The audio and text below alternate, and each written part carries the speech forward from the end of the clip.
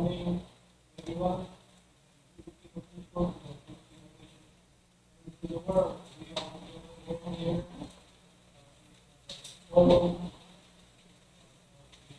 the Asian Sanctuary Philippines, Philippines Police. It's good. Kung sa pagkakas natin, which is sa Philippines. May parating po na malaking nilong sa Sultan na Philippines.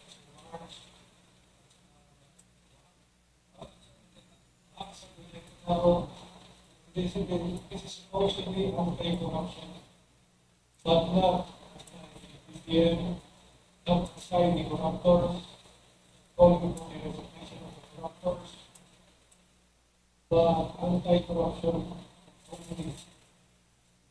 Corruption is an obstruction. Corruption is taking of the criminals. Corruption is a problem. Corruption is stealing softly, slowly, people use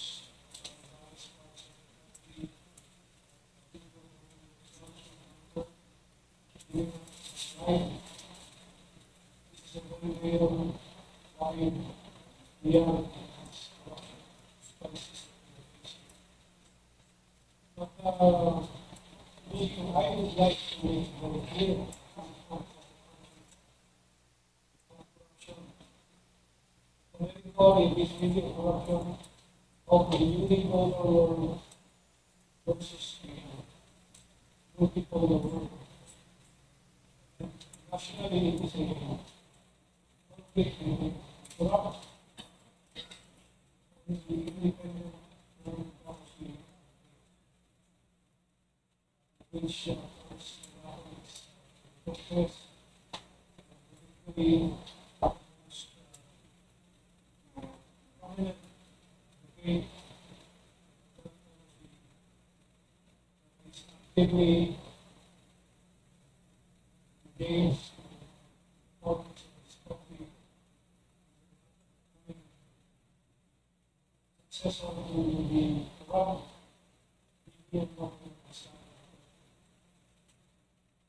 So, November 30 passed, now supposed to be corruption. They repeatedly declared, repeatedly said,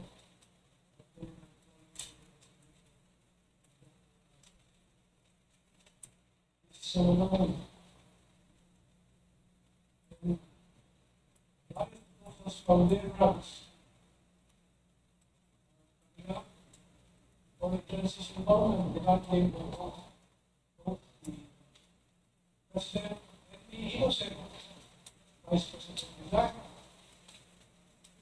It is just a short for the formula for approval against the constitutional order.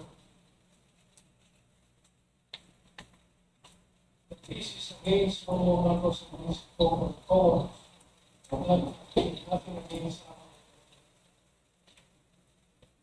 So we're going to explain the global background, the geopolitical background of this conflict, and raise the issue, the international issue of the multipolar world versus the unipolar world of the West.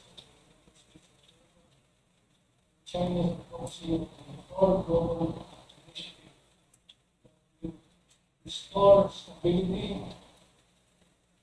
prosperity, and forever peace in the world. I have prepared a paper, so bear with me reading through it.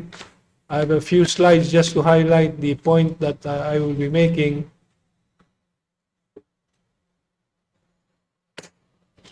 So let me start now with the title, China's 4 Global Initiatives versus the unipolar chaos.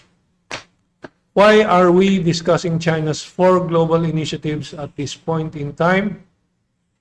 It is because it is important for Filipinos to understand the connection between the ongoing national and now international, because the Philippine crisis is now an international matter. Trillion pesos corruption scandal in the Philippines.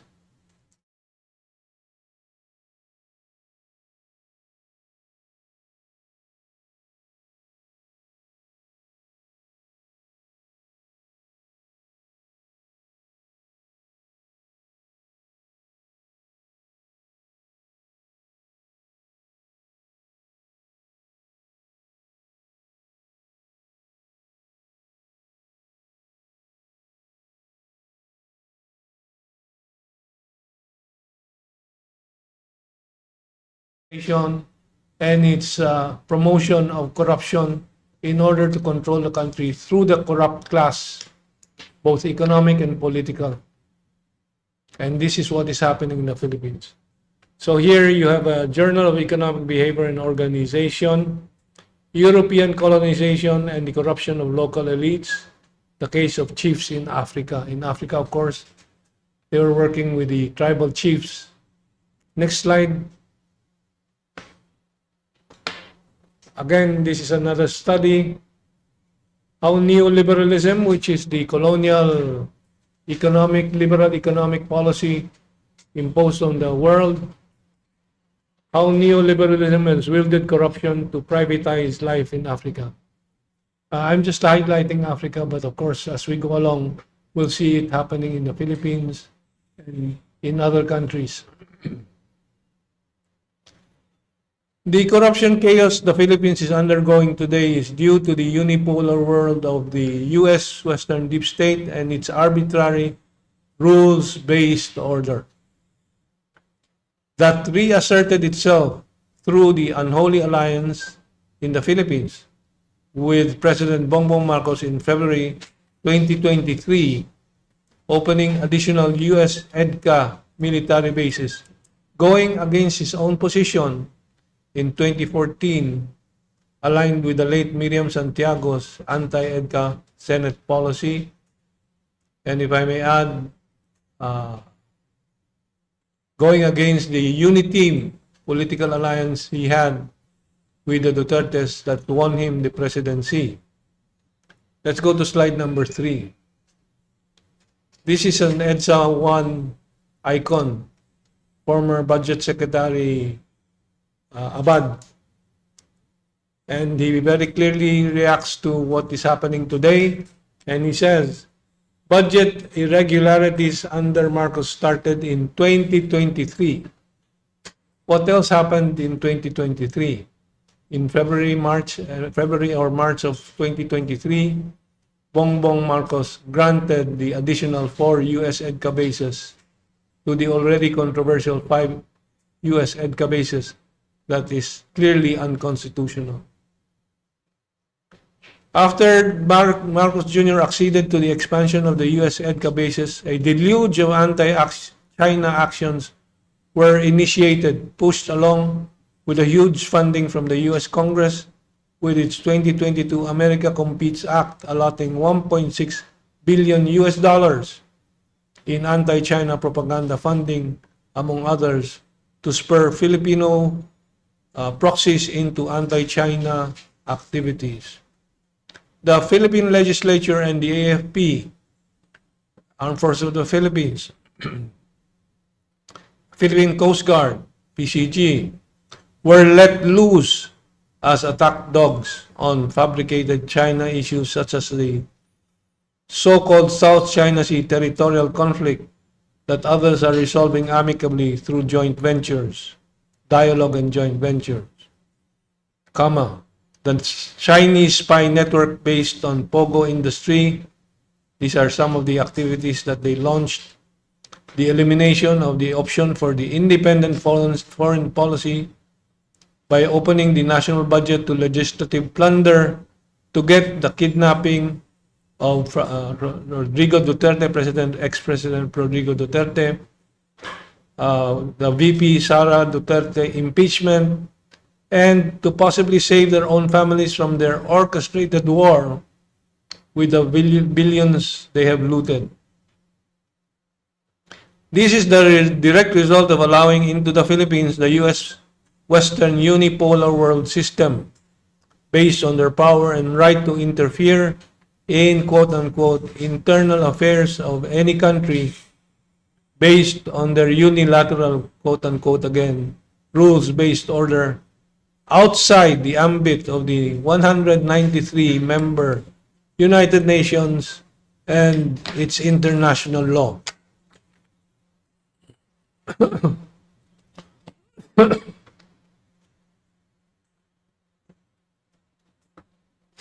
The unipolar forces collaborate with corrupt economic political ruling class to subvert the democratic purpose of government to pursue plunder and proxy war.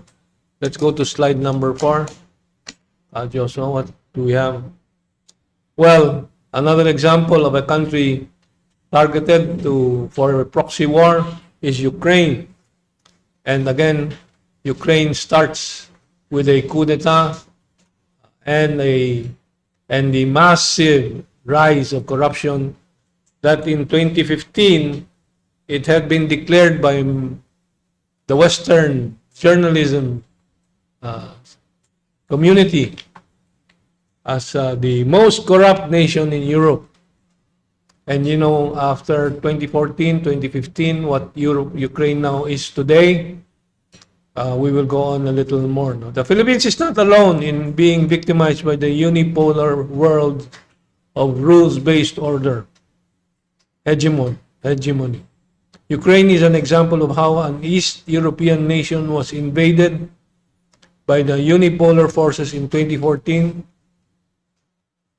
targeted for regime change, parenthesis, coup d'etat using violent so-called people power and close parenthesis, and forced to gear up for proxy war, while the most corrupt in politics and economics were promoted to power, including the violent terrorist Nazi cults in Ukraine, and in the Philippines is the alliance with the CPP-NPA.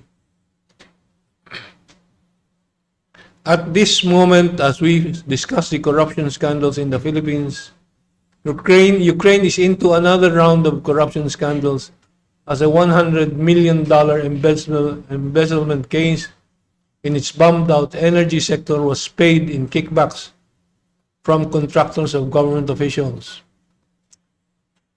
But this is only the latest in the country that has been known as the most corrupt nation in Europe since 2015, as the Guardian headline in 2015 shows. Welcome to Ukraine, the most corrupt nation in Europe. And today we can say, welcome to the Philippines, the most corrupt nation in Asia and ASEAN. So let's move on to the possibility of a better world for all nations. China's 4 global initiatives for peace and prosperity. Slide number 5 summarizes it. There are 4 initiatives: Global Civilization Initiative, Global Development Initiative, Global Security Initiative, Global Governance Initiative. Growing from the Belt and Road, which is basically the start of this global initiatives, the Belt and Road Initiative, which I will go on to describe today. The Global Development Initiative. Since the advent of the new China, based on humanist socialist ideology, it has aspired to build a peaceful and prosperous world for itself and for the world. The rest of the newly developed, decolonized world also hoped for the same, and in 1955, the non-aligned movement of 29 countries of Asia and Africa, led by China, Egypt, India, and Indonesia, gathered in Bandung, Indonesia, and with the other countries, drew up 5 principles of peaceful coexistence, which are: number 1, mutual respect for sovereignty and territorial integrity; number 2, mutual non-aggression; number 3, non-interference in each other's internal affairs; number 4, equality and mutual benefit; and number 5, peaceful coexistence. In the 75 years that followed the U.S. Western powers continued their neo-colonial pursuit of global hegemony, arising triumphant in 1991 after the fall of the Soviet Union, to establish the unipolar world where the sole superpower ruled as it pleased, hence the rules-based order of the United States of America, and interfered in every region and every country's affairs as it pleases itself, waging war in Yugoslavia, Iraq, Afghanistan, Libya, Syria, Palestine, Ukraine, and now pushing proxy conflict in Asia. Slide number 6 will show the Belt and Road Initiative's positive economic push to start off the development of the poorer countries. Contrary to the Western powers' campaign of constant conflict and chaos, China, in all the past decades since the founding of the new China, has sought development and peace in all its endeavors.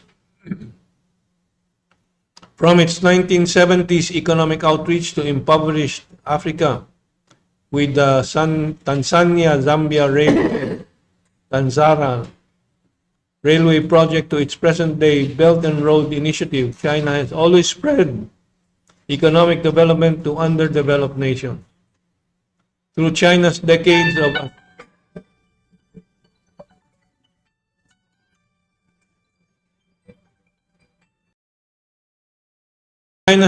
of astonishing growth, it gained the economic capability to help the whole global South towards development. And these are some of the statistics that you can take a look now. The Belt and Road Initiative started in 2013 to spread development across the Eurasian continent and seas. This further evolved in September 2021. President Xi Jinping of China proposed the Global Development Initiative at the 76th session of the UN General Assembly to accelerate the implementation of the 2030 Agenda for Sustainable Development.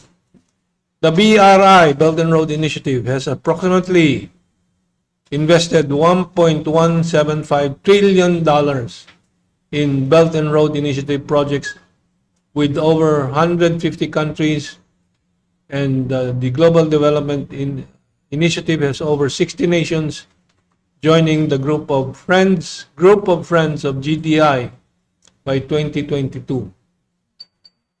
Second initiative, Global Security Initiative, slide number 7. The world under the rule of the Western powers have been in constant turmoil for 500 years. The non-Western world does not wish to see this into perpetuity.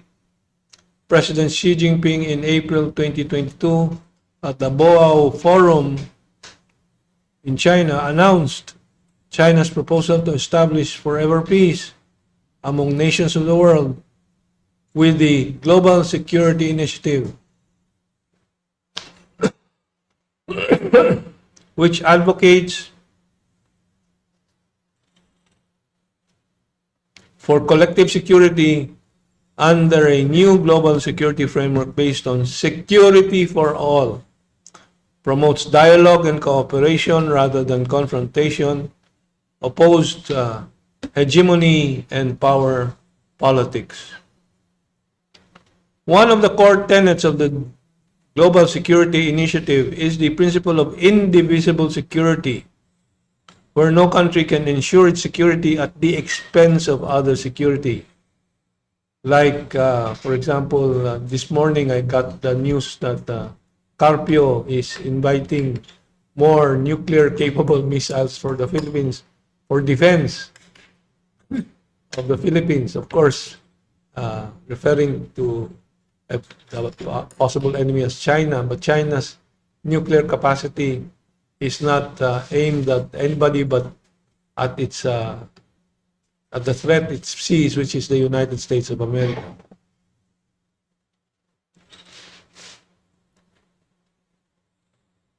A nation's security is as inseparable from the security of other countries and the rest of the world. and zero-sum security approach or exclusive and absolute security at the cost of another is rejected. It emphasizes the consideration of legitimate security concerns of all countries and aims for a balanced and sustainable security architecture. The Global Security Initiative emphasizes the UN Charter as the core principle and considers the organization's central role in global governance and security. It supports the UN's authority. The Global Security Initiative expressly rejects the Cold War mentality and unilateralism in line with the UN's fundamental principles of sovereignty, non-interference in internal affairs of nations, and collective security. Xi Jinping stresses that all countries, big or small, strong or weak, should all be treated equally and equal participants in global governance. Okay, now we go on to the Global Civilization Initiative. As the future of all countries are closely connected, tolerance, coexistence, exchanges, and mutual learning among different civilizations play an irreplaceable role in advancing humanity's modernization process and making the garden of world civilizations flourish.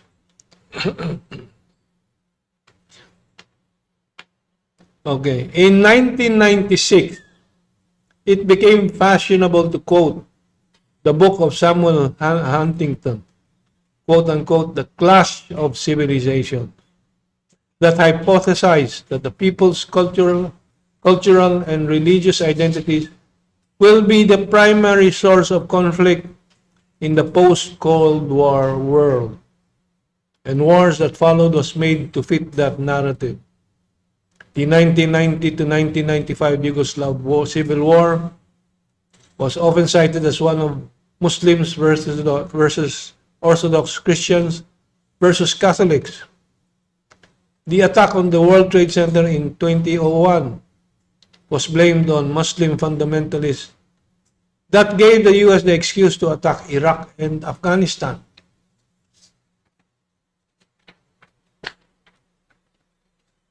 Countless skeptics believe the Muslim-Christian conflict in Bosnia was engineered by the CIA.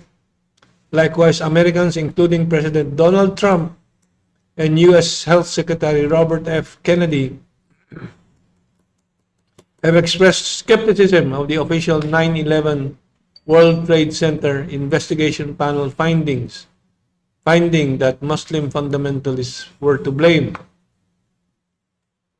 The clash of civilizations has been used as a pretext for instigating conflict and war all over the world. China wishes to avoid this and has since 2020 called for a dialogue of civilizations, which now evolves into the Global Civilization Initiative. The Global Times described the Global Civilization Initiative, quote unquote, Global Civilization Initiative proposed by Xi provides hope to heal the world in turbulence.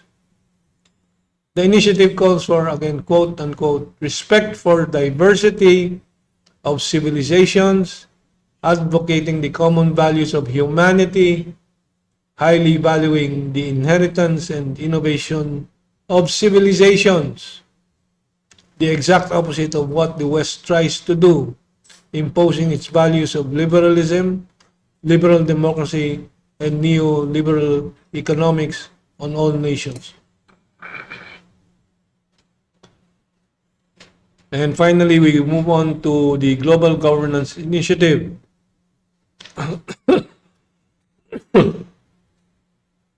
On September 2nd, 2025, President Xi Jinping, as current rotating chairman of the Shanghai Cooperation Organization, at its annual summit in Tianjin, China, unveiled the Global Governance Initiative.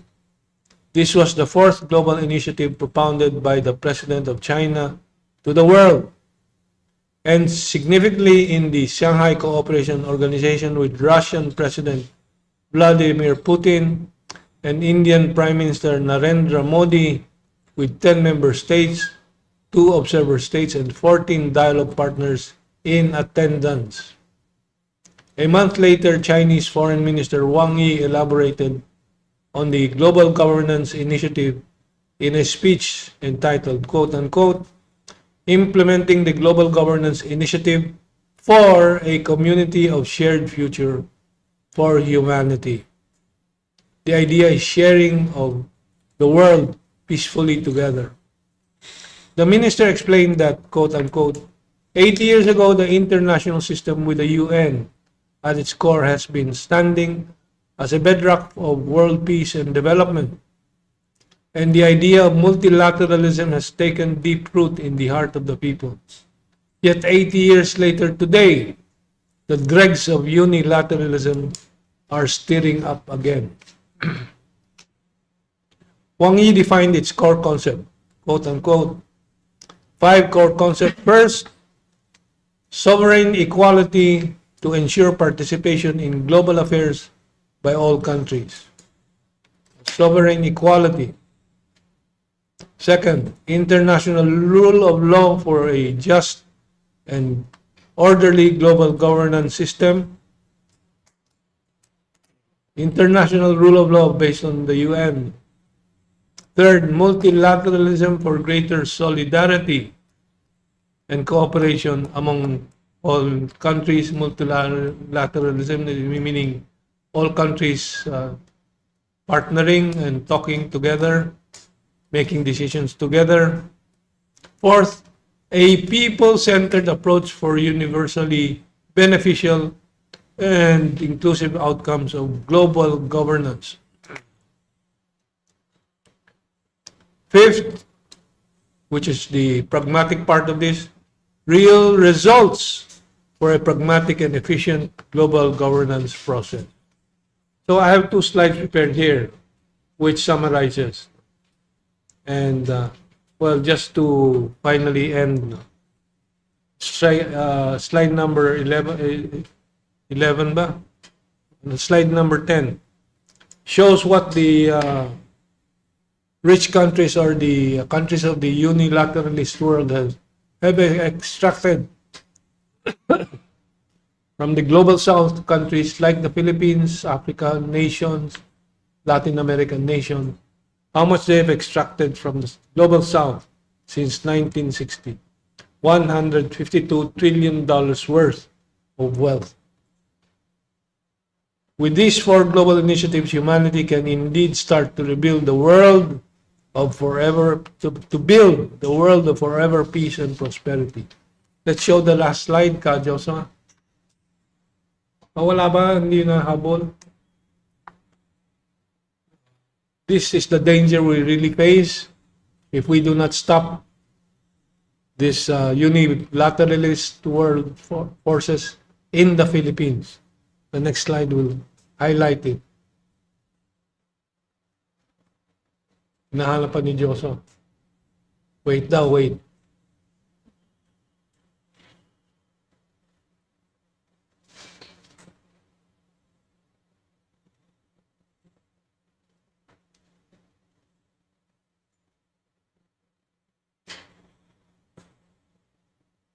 This slide I took from Manila Times. I don't know who the reporter who made this. So from the Manila Times, no? Carpio calls for increase in nuclear-capable missiles West Philippine Sea defense. So you can see progressively the proxies of the Americans, the chihuahuas of the Americans, are pushing an escalation of war preparations in the country and in the region. And I would have to remind the audience that this is a violation already of the nuclear-free zone agreements that we have with ASEAN and Constitution. our Constitution likewise. So I end my presentation with that. I'm sorry our moderator, Danny Long, did not make it today, but maybe I will respond to questions at this point if there are any.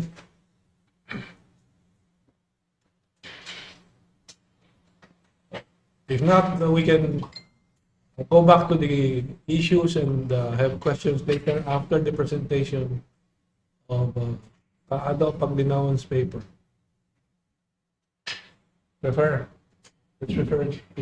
Let's move on to Kaado's paper. Thank you, Carmentong.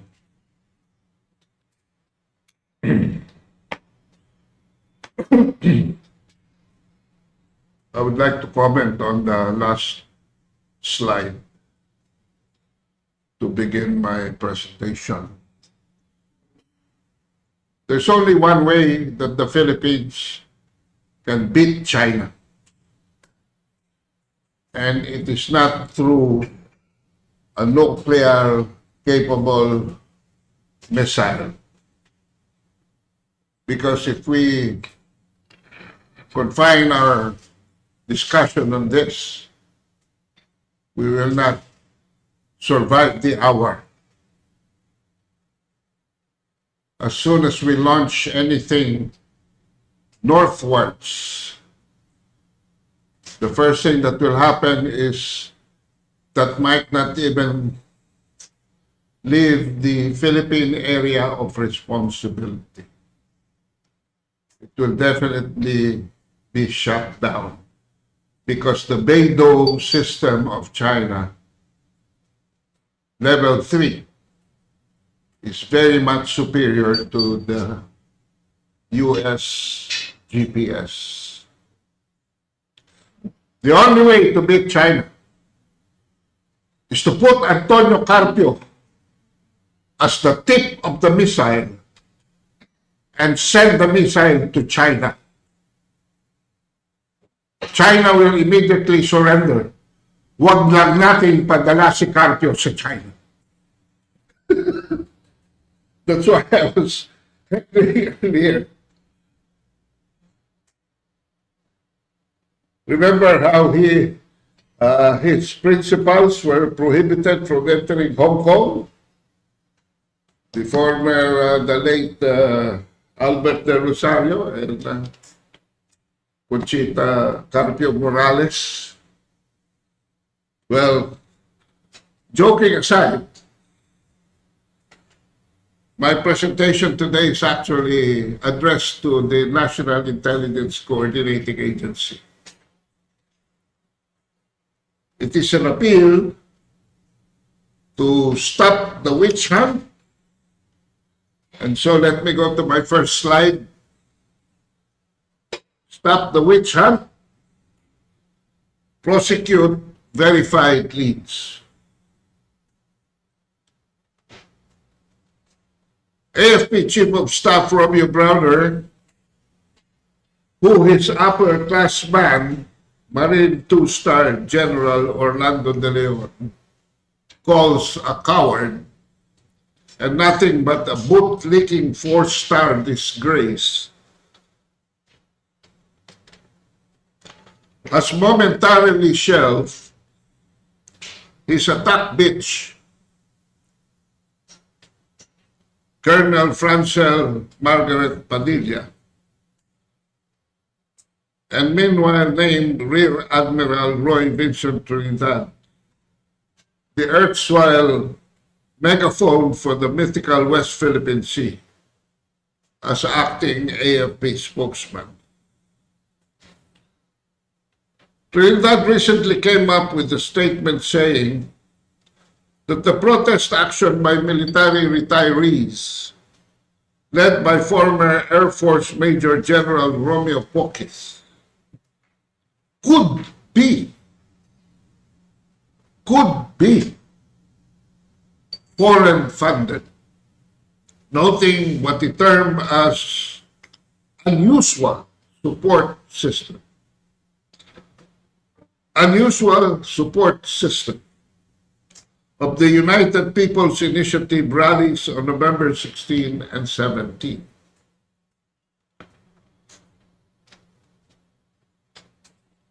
That's my second slide. It is characteristic of selective xenophobia the practice of targeting specific group of foreigners with prejudice, while potentially being more accepting of others. Defense Secretary Gilbert Teodoro, who is reputed to be unpopular among the AFP rank and file, immediately echoed the bark of the attack dog, saying, "Some of those who call for the military to withdraw its support to the government are sellouts to China, who would want the country to just kowtow to its aggressive neighbor." Next slide, please. Before taking on PROXY, Trinidad should demand from Teodoro, first, the certification from the government of Malta that Teodoro's renunciation of his Maltese citizenship and return of his foreign passport. And second, the certification from the Bureau of Immigration that he has reacquired Filipino citizenship after successfully submitting all the required documents. Mere execution of affidavits to the Comelec and the Commission on Appointments referencing these requirements are grossly insufficient and are unacceptable if you were to be the lead person running our defense community. So, Trinidad, mag-usap muna kayo ni Gibo Teodoro. No? Because your D&D secretary might be a foreigner. Public office is a public trust. That means you must be loyal to one and only one sovereign. The moment you take an oath to another flag, even by investment, you compromise the very foundation of your public duty. It's even not clear whether Teodoro acquired dual citizenship. He may have totally renounced his Filipino citizenship when he acquired to be a citizen of Malta. Because of these unresolved impediments, there is a growing perception that the civilian head of our country's national defense is European, not Filipino. How many times have we demanded in these forums for these documents? And so far, with all due respects, the good or bad Secretary of National Defense has not obliged. Besides, could be, Mr. Trinidad, is a hypothesis that is not news. Unusual support system is paranoia, not a fact. The Rear Admiral said, "We are checking all possible leads." Again, possible leads. Here is a, this is not only a possible lead. This is Mr. Teodoro's Maltese passport.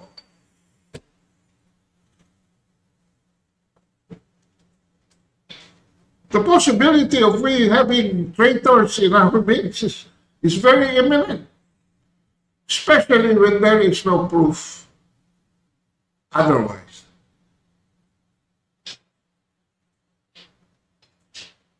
When it comes to funding, and if this were done by domestic or even, for all we know, foreign groups, it was organized, it was grand. He also said, further noting that there was even catered food provided for attendees. Pokis, the founder and lead convener of UPI, of course, took exception to Trinidad's remarks, saying, "What foreign funding? We can't even feed everyone who attended our rally. Besides, some donors gave food as in-kind donation. So it is but logical to distribute them to the rallies, especially those who have stayed for a span of more than 6 hours.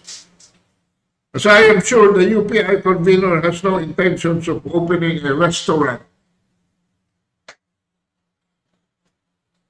Besides, Kamento and I were there, and up to my last checking, even if we left early, the crowd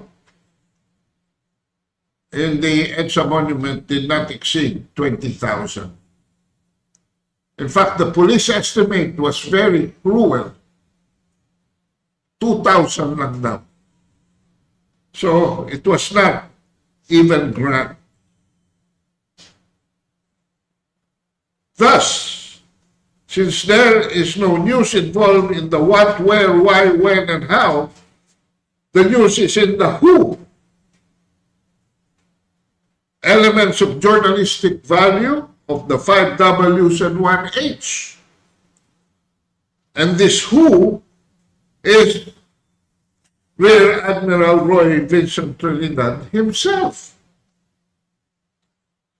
On July 14, Washington Post reported the 2 key officials of the Marcos administration were sent to Taipei to have a thumbs-up session with Taiwanese President Ching Lai-te and train on countering China's hybrid war, taking advantage of an earlier executive order by Marcos that allowed Philippine government officials to travel to the Chinese province, but for economic reasons, not for geopolitics or security concerns. One of these key officials was Trinidad himself, and the other was Coast Guard Commodore J. Tariela.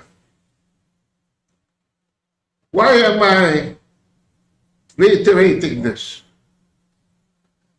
In a letter that the Washington Post obtained, Foreign Secretary Teresa Lazaro said the POPA caused severe diplomatic complications because it violated the 1975 Philippine-China treaty that opened official relations between Beijing and Manila, specifically upholding the United Nations One China policy. The United Nations One China policy. She got so upset that she formally complained to Secretary of National Defense Gilbert Teodoro about Trinidad and to the Philippine Coast Guard Commandant Ron Hill Gaban about Tariela. So can we safely now say that Trinidad and Tariela were mere visitors to Taipei? I leave that to your conclusion. This has become a serious concern because a month later, President Ferdinand Marcos visited India and made highly provocative remarks claiming that if a confrontation occurred over the Taiwan question, there is no way that the Philippines can stay out of it.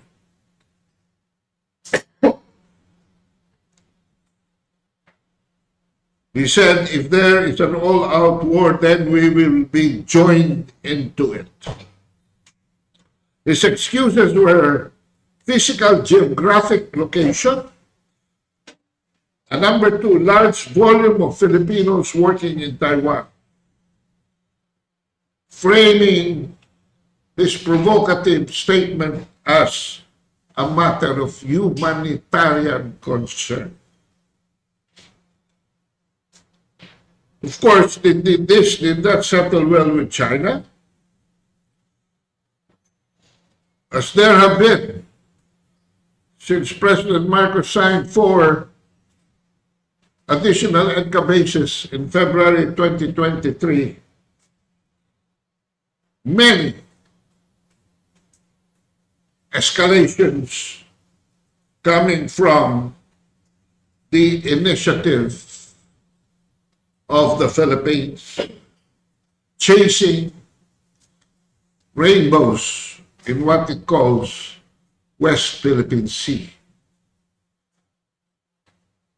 This reveals the Philippines' true intent to actively involve itself, according to China, carry favor with the US, and mask its political calculations to get involved in the Taiwan question under the guise of humanitarian concerns.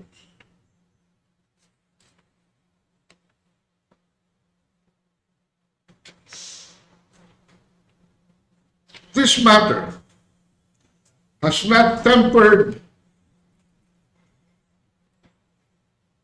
the situation. On the contrary, it's coming clearer and clearer that Manila's actuations are neither clumsy errors or for unintended consequences. This is an irony because while Donald Trump cozies up with Xi Jinping to cure US trade miscalculations, the deep state is busy marketing the American war economy in this part of the globe. First, Nikkei Asia reported that the US-China Economic and Security Review Commission, this is a US body, suggested that Taiwan could be brought in to help with funding upgrades to the bases, to the EDCA bases. Something that, of course, would ultimately benefit, according to them, Taiwan's own security.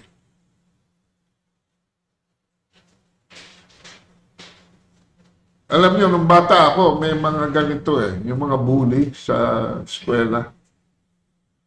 Hawakan mo nga sa ilong.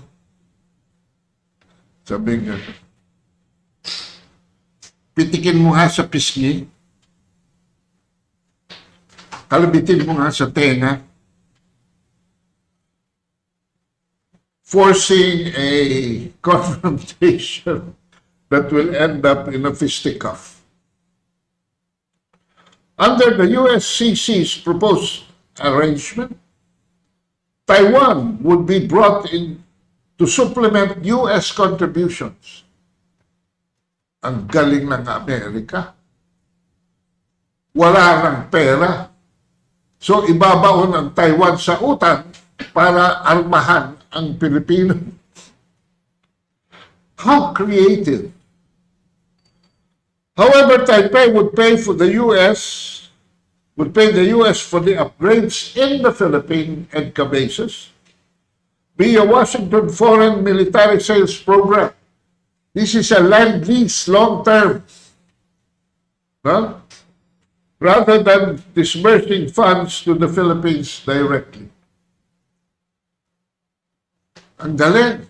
No money involved from the US. Lahat ng pera manggagaling sa Taiwan. Ang Taiwan walang pera. Magkakaroon ng military credit sa Taiwan, utang mula sa US. This circuitous budgeting arrangement is being concocted because Taiwan is hesitant to buy any more armaments and war equipment from the US. At the same time, because of its current and financial economic crisis, the US is no longer in a position to petition its own Congress to provide for the $500 million the Biden administration pledged to Marcos for Philippine military modernization through then Secretary of State Antony Blinken, describing as a once-in-a-generation investment followed by an additional $128 million in funding for upgrades at EDCA sites. What a sweetheart deal. Upgrades at the EDCA bases would be sold to Taiwan as a non-weaponry support service. The U.S. Defense Security Cooperation Agency would manage the contract with the U.S. defense contractor, while the Philippines would be the beneficiary of the infrastructure. Creative, hindi ho ba?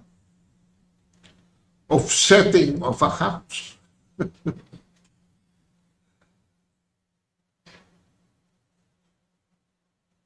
Bibigyan tayo ng armas, pero magkakautang ang Taiwan sa US.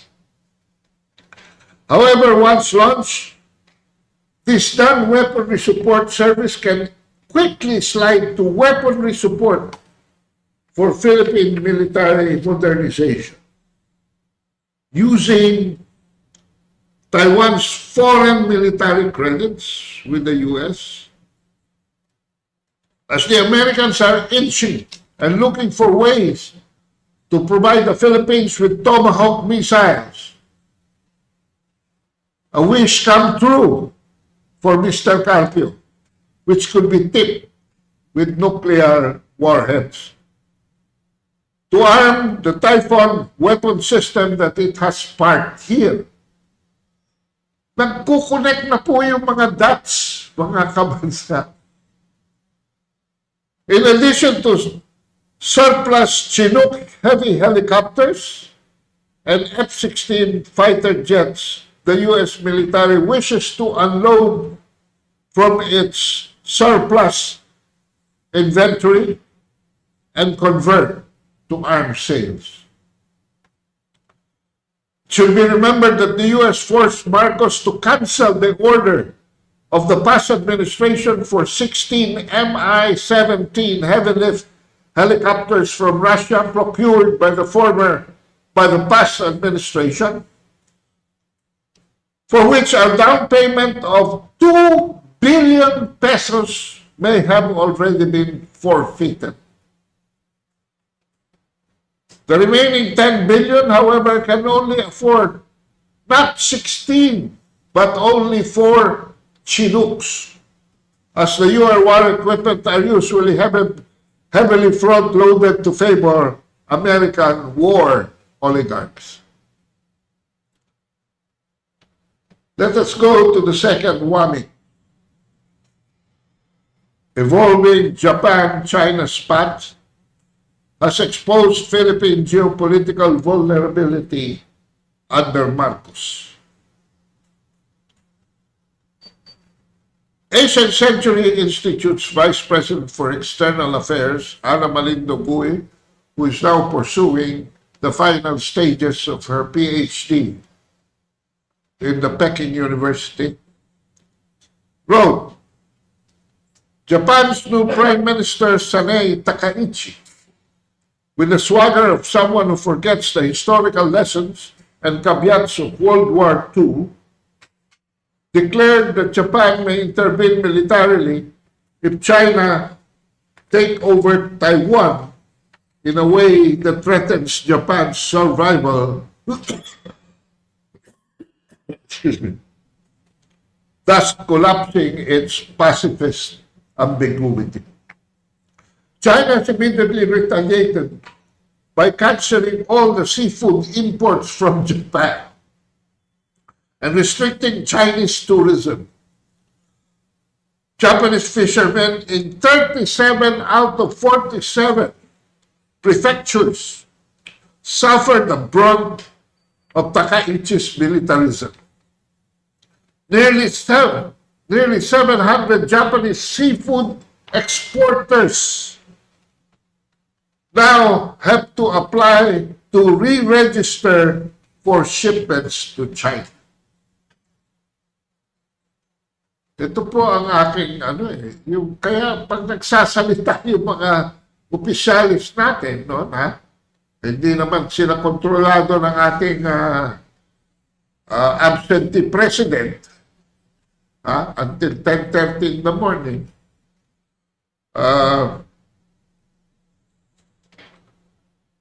Mag-ingat po tayo sa ating mga sinasabi. Tokyo also defaulted about $9 billion in tourism revenues as China issues a travel boycott. More than 10 Chinese airlines have offered refunds on Japan-bound routes until December 31, with just one airline analyst estimating that around 500,000 tickets have already been canceled. Anna continued. While Tokyo and Beijing exchanged diplomatic artillery, Southeast Asia, particularly the Philippines, sits on the geopolitical fault line, and unlike Japan's well-coordinated national security apparatus or China's monolithic strategic machinery and state-of-the-art military capability, the Philippines today is led by a president whose government is drowning in massive corruption scandals, and I would say over and above a deeply securitized U.S.-leaning foreign policy. A new defense pact between Tokyo and Manila, the Reciprocal Access Agreement, allows the Japanese military to deploy in the Philippines for the first time since World War II, with the goal of deterring Beijing in the South China Sea. 1 million Filipinos died in World War II, ladies and gentlemen, compared to only less than 500,000 Americans for both the European and Pacific theaters. Did you know that the Soviet Union had the highest number of deaths, ranging up to 27 million? And China suffered the second highest casualty, with estimates up to 20 million? In case war breaks out, AFP Chief of Staff Romeo Browner has been told by Marcos to hold our defenses for 30 days. Employing vintage 1940s war technology. Basaaro Homa only took 25 days to take Manila after landing 45,000 Japanese troops in Lingayen. In contrast, after Douglas MacArthur escaped from Corregidor and went to Australia, it took Douglas MacArthur 5 months short of 3 years to return to liberate the Philippines. I mean, are we really talking here about what the doable terms? I mean, anyway. And for the education of Rear Admiral Trinidad, the sentiment for the violent reunification of Taiwan with China has recently been dosed of cold water. Not only with the good relations springing between Xi Jinping and Donald Trump. Why? Because with the assumption of the Kuomintang's new leader, Chen Li-won, who supports strengthening cross-strait exchanges and cooperation for peaceful reunification and increasing Taiwan's defense spending. The new KMT, which is predicted to take over the next Taiwan elections over the DPP, which has only one vote majority over the KMT in the Taiwan parliament, is for peaceful reunification and against increasing Taiwan's defense spending. So there goes your modernization hopes, armed forces of the Philippines. What might have ticked off 3 million was the change in UPI organizers' stance from dialogue to a Marcos resign posture, now actively calling for the withdrawal of support by the military, not from the government, but its present leadership. Let me spell it out to the face of this admiral, who uses his rear to think.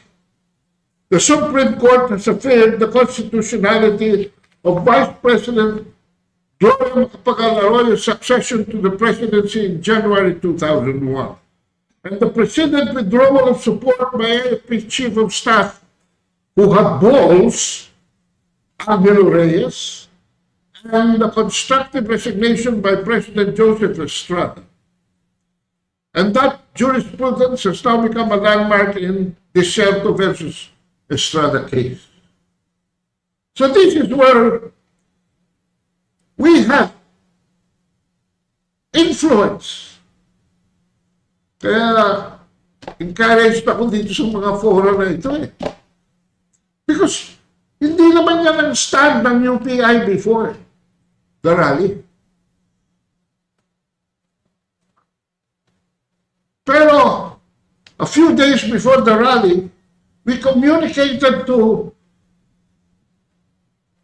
Mr. Pokis, Mr. na siya ngayon kasi civilian na, di ba? That withdrawal of support is not sedition, it is people power. Marcos resign is not libelous, it is a call for constructive resignation. And there you go, the jurisprudence is Supreme Court GR 146-710 to 15. I am emphasizing this for the information of Quezon City's Head of Public Order and Safety, retired Police General Elmo D.G. San Diego, that only idiots and provocateurs are spreading the fake news that the withdrawal of support calls for the resignation of President Marcos Jr. is seditious and violative of the law. On the contrary, it is covered by the constitutional guarantees of ordinary citizens' freedom of speech and freedom of assembly. On the other hand, some organizers of this Sunday's November 30 rally at EDSA has openly called for civilian military junta to replace Marcos. What are you going to do about this, Mr. San Diego? A junta is not only violative of the constitutional succession provisions, it advocates a coup d'etat or a violent overthrow of government, and they're announcing that straight to your face, Admiral Trinidad. So why have you not canceled their permit, Mr. San Diego, for the trillion peso match? Well, maybe because not all of them are agreed on this point. The Bagong Alyansa Makabayan Central Visayas chapter has called for the immediate resignation of President Marcos and Vice President Sara Duterte and the formation of a National Transition Council to govern the country. Its chairman, unfortunately my namesake, Jaime Paglinawan, described the current administration as built on a foundation of lies. It was only after Senator Pampilo Lacson and Caritas Philippines President Kidapawan Bishop Jose Colin Gafor reported being approached by proponents pushing for a civilian military junta that they change their talking points. In their unity statement now, their amended unity statement now, the trillion peso movement made it clear that their gathering on November 30 was not intended to oust President Marcos and Sara Duterte.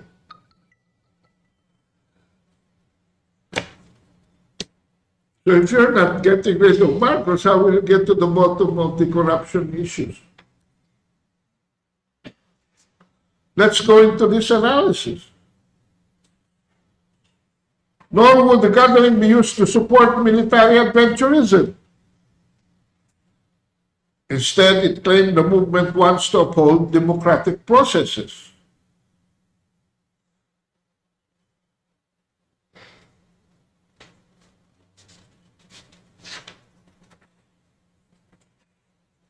So let us go deeper into analysis. Bagafor said the CBCP President Pablo Virgilio Cardinal David of Caloocan was being wooed also by different groups, but did not specify the agenda of these groups. Lacson, Bagaforo, and David, however, have not called for the arrest of these dubious personalities, nor have they released their names to the public. With its 2 billion budget for intelligence, Dong Trinidad and Teodoro know that many participants in the trillion peso event are being funded through open source foreign assistance, notably the overt equivalent of the US CIA and the National Endowment for Democracy and its subsidiary, the International Republican Institute. Assuming they don't, can't they simply Google it?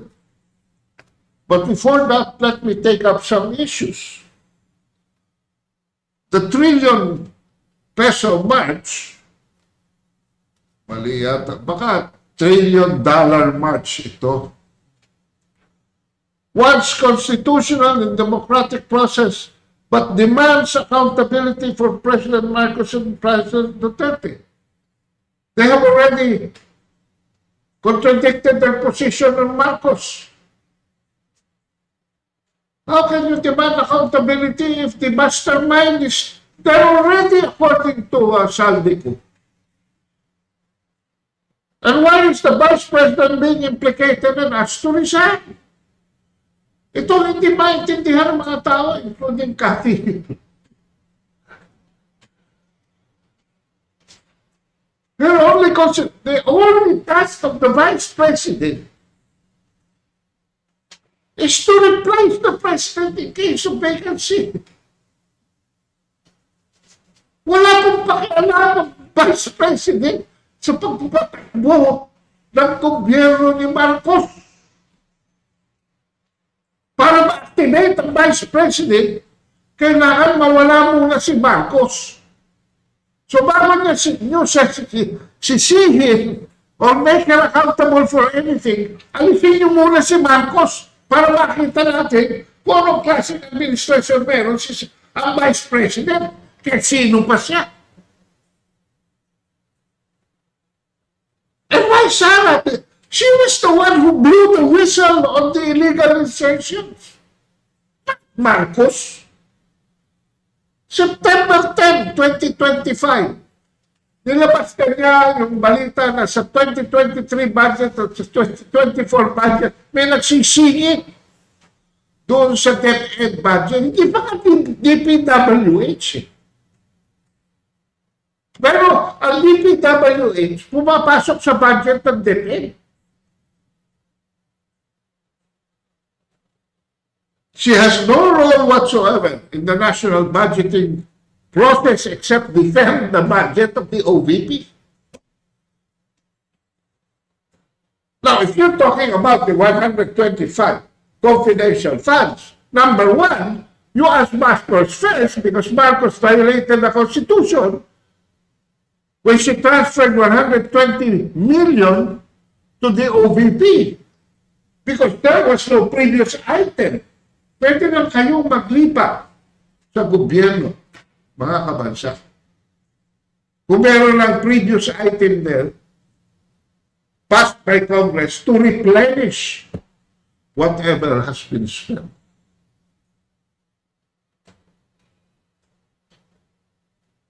So ano ang agenda ng $1 trillion march?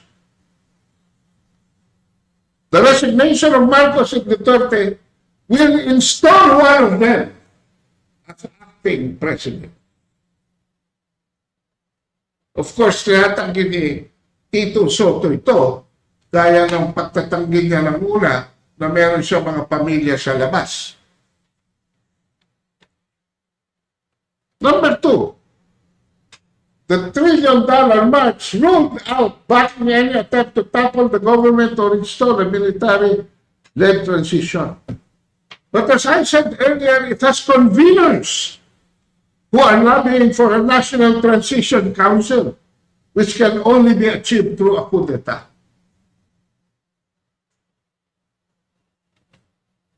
And finally, which strikes the nail on its head, most of its conveners, are funded by US dollar. Let's go to the next slide.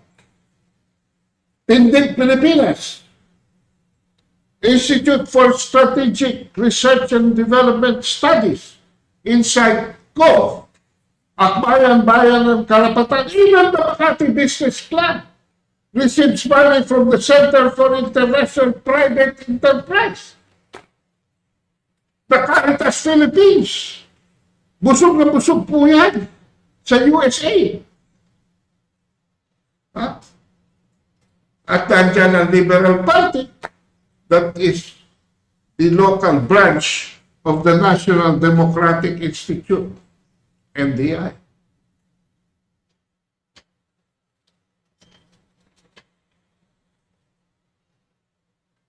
At sino mga personalities na nandiyan? Sa Tindig, si Kiko Aquino D, itong kating-kate sa resignation ni Sara, si Silvia Claudio, si Lea Navarro ng Black and White Movement. May mga media pa po na hindi ko na binanggit dito. Katulad ng Rappler Center for PCIJ, Center for Media Responsibility, Vera Files, and Mindanus. Uy, nagulat ako mga kabansa. Hindi na ito ang nagpa-fact-checking sa aking Facebook ngayon. Alam niyo ba kung sino na nagpa-fact-checking sa aking Facebook ngayon? Armed Forces of the Philippines. Congratulations, Mr. Paglitaman. You have arrived.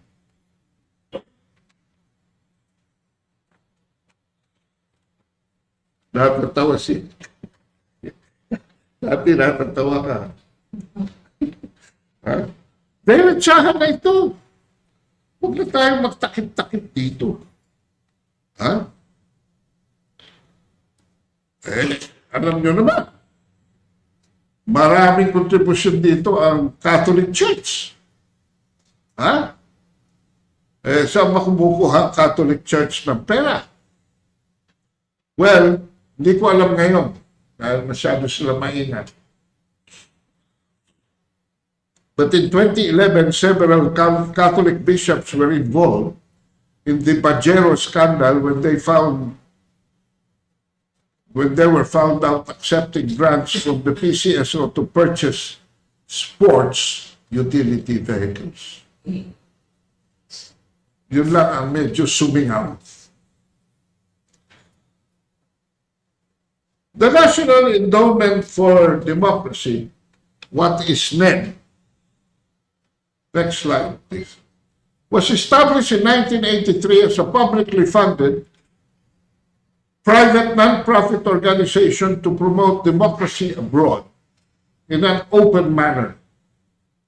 This was a direct response to the controversies and exposure of the Central Intelligence Agency covert operations in the 1960s.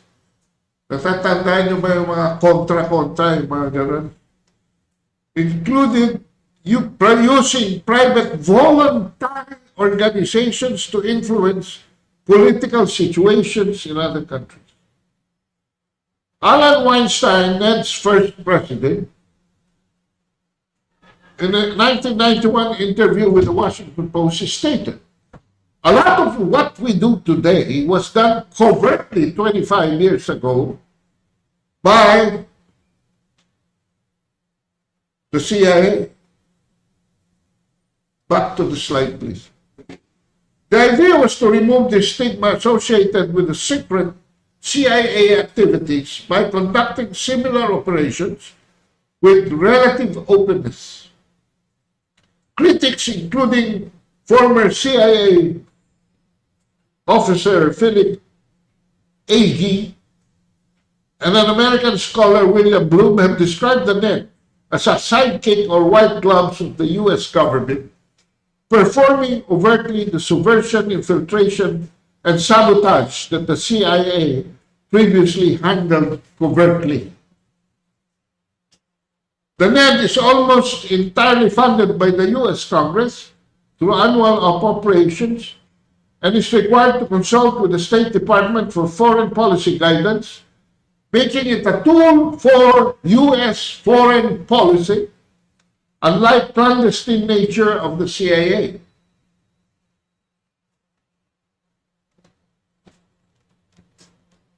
While the NED is a separate entity from the CIA, its creation was motivated by a desire to continue certain types of political influence operations that the CIA could no longer effectively conduct in secret after its activities was exposed to public scrutiny.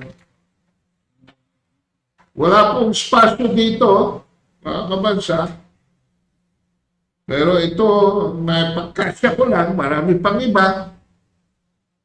They've been in the Philippines. That was the EDSA Revolution. 3 years after, they had a successful experiment with this country. At sumunod ng Poland, with the Solidarity Movement, Serbia with the Velvet Revolution, Georgia with the Rose Revolution, Ukraine with the Orange Revolution. They had Arab Spring in Egypt, Yemen, Jordan, Algeria, Syria, and Libya. In Hong Kong, they were meddling with the UK transition to China. In Moscow, they interfered in Russian elections. In Belarus, they created political activity. In Mongolia, they interfered with parliamentary affairs. In Kyrgyzstan, monitoring constitutional referendum kuno. In Thailand, funding protests and demonstrations. Naulit na naman recently with its problem in Cambodia. Nicaragua, inciting opposition to seize power. Cuba, government infiltration and subversive act. In Venezuela, long-standing interference in its internal affairs. Kaya ngayon, si President Maduro, ayaw ng paduro, tumawag na ng saklolo sa Russia at China para matapos na itong mga net activities to. In Haiti, regime change. In Uganda, funding opposition party. In China, promoting Xinjiang and Tibet independence. And I will not be surprised if also in Taiwan. Libya, civil war that ended up with the killing of Gaddafi. Sudan, democracy training. Yemen, women movements. Meron din sila mga Gabriela doon. Algeria, labor solidarity. Katulad ng mga movements nila Ibasco dito at saka nila Mijaldea. Egypt, ideological infiltration. Bolivia, color revolutions, forcing Evo Morales to step down. And other activities like democracy awards, lip-set lecture series, fellowships, interethnic interfaith leadership conferences, and Taiwan Foundation for Democracy.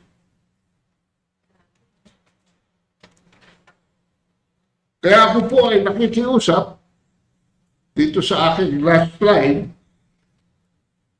sa National Intelligence Coordinating Agency, the Civilian Intelligence Network,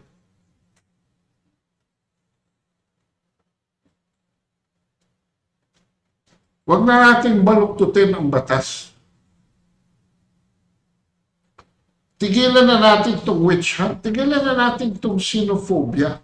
Walang pupuntahan ito eh. At prosecute verified leads.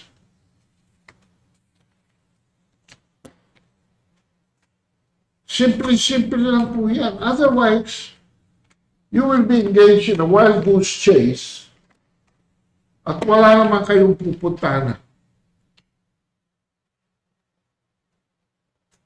So with that, maraming salamat po mga kabataan.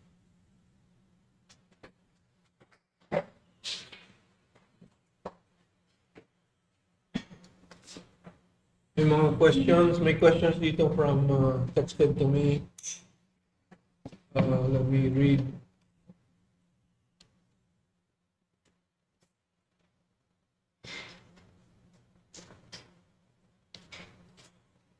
To what extent is the current Philippine corruption crisis, quote unquote, a domestic issue versus a problem exacerbated by foreign actors and investments? Well, corruption is a problem of all governments in the world, di ba? China, they have corruption, and they just sentenced the former agriculture minister to death for corruption, for example. But the corruption of those inflicted by the foreign powers is of a different proportion, as we can see in the Philippines, in Ukraine, and in other states that the United States have inserted itself. No? In Latin America, there are many US-controlled states that are wallowing in corruption, uncontrolled. That's a difference. No? I don't know if Kada will add anything to that, but I think let's take the case of the Philippines, for example. ASEAN was in the past considered many of the governments to be corrupt. But because when a government is independent, it really cracks down on corruption in order to improve the governance and the welfare of the nation. But when it is controlled from the outside, there is no restraint at all. And in the case of the Philippines and in Ukraine, for example, when the power wielders, the decision makers, are corrupted on the basis of the preparation for proxy war, the looting becomes uncontrolled because they are preparing for a collapse of the society, those who have the opportunity to plunder. And this is what we see. That is why we can look at it as the explanation for why people like Saldico, Martin Romualdez are investing in helicopters, in planes which they can bring out of the country, so the lower ranks of the Congress may not know that this is the motive up high in their hierarchy of corruption. The anti-Sara impeachment bribery by using social amelioration funds is one level of corruption that is also rampant and uncontrolled in the past 3 years. The corruption related to the propagation of the anti-China spy bring rumors and so on that has not been proven in over 5 years of propaganda against the Chinese spy rings. That also affects so many in the media community and so on. Second question, in what ways does China propose to strengthen international people-to-people exchanges while maintaining its own strict controls on information and civil society? Well, for example, there was a recent inauguration of the Philippine-China Study Center at the Diliman College, founded by the Cosetengs. This studies group was founded naman by Romel Banlawi, and it was highlighted by the presence of the Deputy Chief of Mission of the Chinese Embassy, who described the tensions between the Philippines and China today as merely temporary, which of course history bears out that we have had more than 1,000 years of history with China, and only at this point, the past 3 years in particular, has the relationship deteriorated so much because, as we have presented, because of Western interference. So let me go back to the question. China maintaining its own strict controls on information and society. I think information really, that's why we have in our constitution, in our laws, controls on the ownership of media for Filipinos only, because foreign influence in media can distort many information, many cultural values, and so on. Well, China maintains strict regulation of its information milieu, while as Kaado has shown a while ago, we have media groups that are funded by foreign elements. I think this has been public knowledge since the 2018-2019, when the funding for Rappler, for Verifiles, and for many others, and we have so many reports already that we have presented to the public, are funded by Western financial institutions, NGOs, intelligence operations. So we do not have that control anymore over our national information milieu.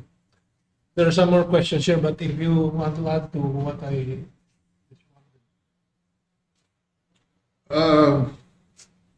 the correlation of the corruption with foreign intervention is very graphic. I mean, a commonsensically thinking president, even if he signed up for 4 additional EDCA sites, will not put an embargo on our independent foreign policy.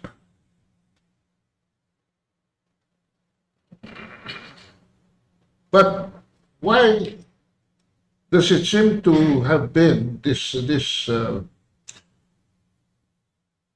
catastrophic corruption? Paano nangyari ito?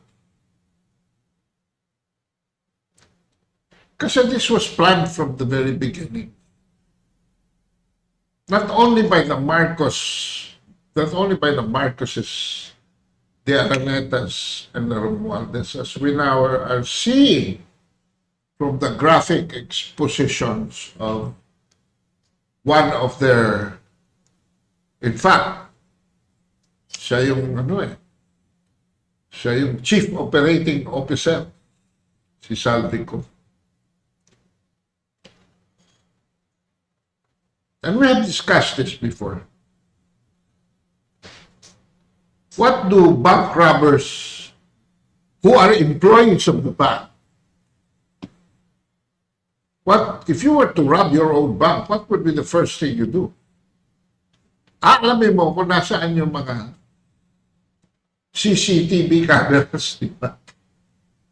Tsaka yung mga sensors that would lead to a police rescue. I-deactivate mo yan. Yung po ang kauna-unahang ginawa ni Pangulong Marcos, pag-upo pala, hindi pa umiinit yung puwit niya sa Malacanang. Inabolis na niya, Executive Order number 1. Number 1. Ang Philippine Presidential Anti-Corruption Commission. At tapos, nung nagkabuke yan, magtatayo na rin siya uli na isang komisyon. Diba? Bakit pa niya inabolis? So, mga contradictory move. On the same day, dinala ni Martin Romualdez, si Ben Jokno at si Amena Pangandaman sa kay Marcos. On the same day, June 30, 2022, appointed Ben Jokno, Secretary of Finance. Amena Pangandaman, Secretary of Budget Management. Bakit? Because Congressman Andaya testified to their qualifications insofar as budget insertions are concerned. Because in 2019, nabuko sila ni Andaya. And Andaya even called Amena Pangandaman as the one on top of all that charade. Nung mag-insert si Ben Jokno ng 75 billion, part of which would go to his own family's projects in his province, in the province of his in-law.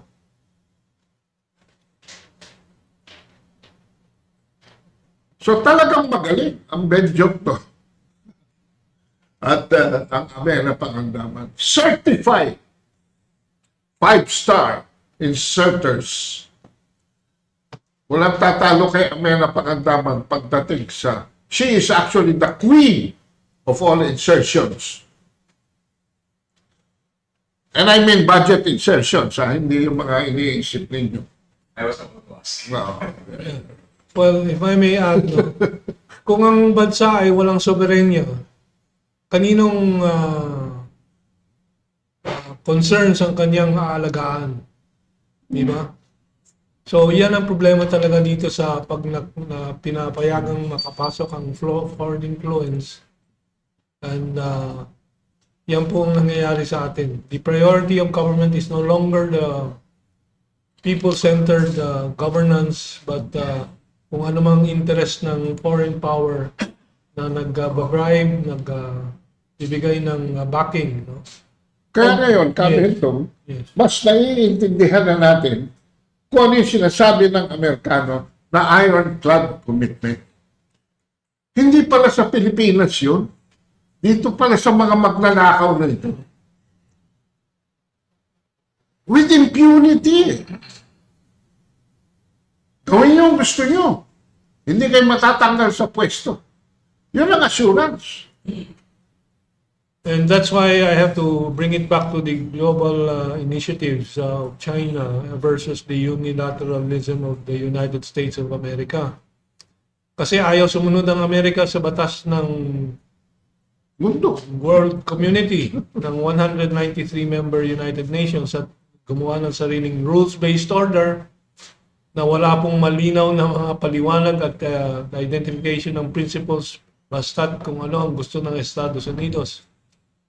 And that is the dilemma dito sa Pilipinas. Narinig na natin mula sa bibig mismo ni Presidente Bongbong Marcos na ginagamit niya yung rules-based order. Ganyan din po si Browner. Rules-based order ang narinig natin sa mga bibig nila. So they are following the American rules and not the world community rules, international rules, agreed upon by 193 members of the United Nations, no? Which was discussed by those 193 members and continuously discussed and developed and evolved, and with an international Court of Justice to back up its decisions when necessary. So ano na ang batas sa Pilipinas? Rules-based order. So the Americans make their own rules and the proxies of the Americans make their own rules. Kaya nga, ulitin natin yung narinig natin kay Kaado kanina. Pwedeng sabihin po ng Justice Secretary, we bend the law because that is their interpretation. Ano? Yeah, may mga, please. Sir, balikan mo lang yung nuclear missiles na pinapanawagan ni Carpio para sa depensa ng West Philippines. Ano ang magiging implikasyon kung sakaling mag-deploy ng nuclear missiles para sa depensa ng WPS o sa outside China Sea sa claim natin dun sa area? Ano ang pwedeng maging reaksyon ng ibang claimants, particularly? Well, umpisa natin sa reaksyon nung September ba, nung 2024. Hindi ng China, but ng Russia, si Putin. Na headline po, exact words this puts the Philippines in the crosshairs of Russia. So yun ang natural na reaksyon. And we were talking about the Tomahawk. Yeah. Anong tawag dito sa system? Typhoon missile is capable of carrying Tomahawk missiles, which are nuclear capable also. So yan ang magiging reaction natural, no? But we must recall just last week, because of the tension between Japan and the United States, due to Takaishi, the new Prime Minister's statements invoking the interests of Japan in possible military intervention in any crisis in Taiwan, the Taiwan Straits. The United States was forced to withdraw its Tomahawk missiles from Japan. So maingat din ang Amerikano. Pero dito, yung Carpio adventurously announcing this. But my suspicion is that there is a surge na naman ng anti-China propaganda. Tumataas na naman. Yung halimbawa, the mere establishment of the new Philippine-China Study Center to promote people-to-people relations, no? May reaction ng Verifiles na sinisiraan na. Ano? At meron akong Straits Times, meron din. Sa Straits Times is Malaysian. So, international coordination na to increase the tension with China. So, we are into another wave of anti-China propaganda from the US, using their regular assets tulad nila Carpio and so on. Pero, isa lang ang tak. Makikita niyo, isa lang ang tak ng mga tao na yan. Which is the fear factor. At wala na sa wisyo. Bakit? Itong statement ni Carpio na ito is right after the US pulled out its Typhoon weapon system from Japan. Right after Takaichi said that, siguro I am assuming may tumawag sa telepono. Nagulat ako. Tinanggal ng US ang Typhoon weapon system niya from Japan. So sino ba? Nakakataka ako dito sa frame of mind ni Carpio. Mukhang desperado na eh. Gunawa na ng mundo ang kung di rin lang ako magiging sikat, kung di rin lang ako paniniwalaan, kung di rin lang mga susunod ang aking mga advice, magsama-sama na tayo sa isang kotse. Lagay natin yung tambutso, lagyan natin ng ano, sabay-sabay na tayo mamatay doon sa loob ng kotse sa carbon monoxide. Parang ganun lang ka simple. Ang nuclear weapons, hindi niya iniisip na isang tomahawk, $2 million ang isa. Yeah, Chris. Sir, correct me if I'm wrong. Yung analysis ko kasi, gaya mo sinasabi nyo kanina, nasa crosshair na tayo ng Russia dahil meron tayong Typhoon missile system. Tapos nananawagan pa ng kumbaga mas maraming nuclear-capable missiles. Hindi ba tayo nailalagay sa direktang panganib ng mga pakayag na ganito? Well, napakaraming statements na ng ating mga defense officials, mga kapanig po nila, tulad ni Browner na nag-aanunsyo that we are prepared for a 30-day war against our enemy. Kung may kalabang ka talaga, alam nila hanggang 30 days ka lang pala. Ni mapagkaplanuhan na nila.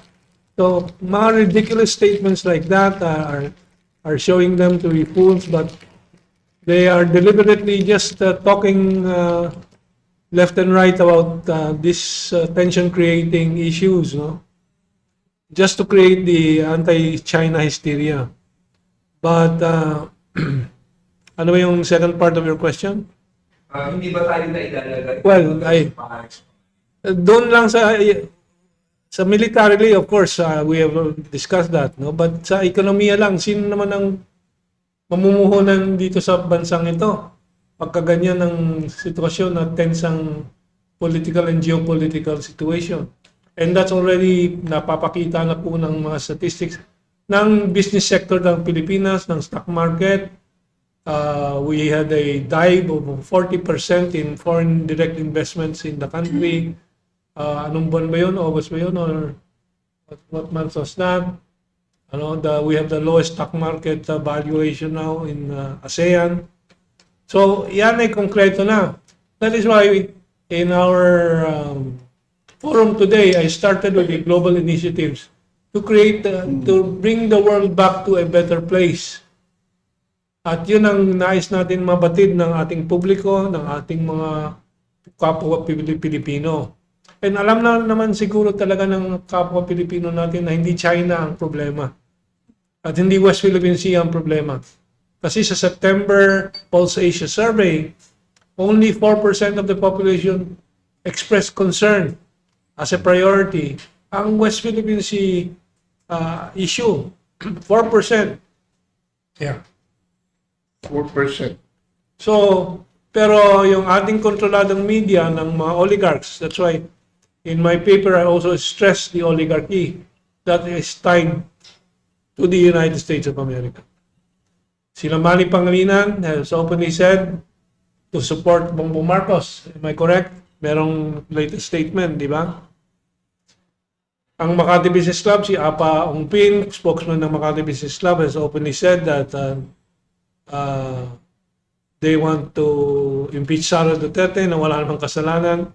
Pero anti-corruption daw sila, pero walang banggit tungkol kay Bongbong Marcos na nasa sentro mismo ng lahat nitong mga corruption catastrophe natin na hinaharap. So, kasabwat po ng Amerikano ang Makati Business Club at yung mga oligarchs natin yan. Gusto ko sagutin itong tanong na ito. Good morning po. In your insight, comment on Kaad. Do you think that military intervention is the only resort to clean our government considering the lessons we have learned from the past? Well, yes and no. Yes, because pag may military intervention, parang yung Red Gov ng Korea, yan. You zero-base everything. And hopefully, if that happens, this time we'll do better. Which is come up with the people-centered governance.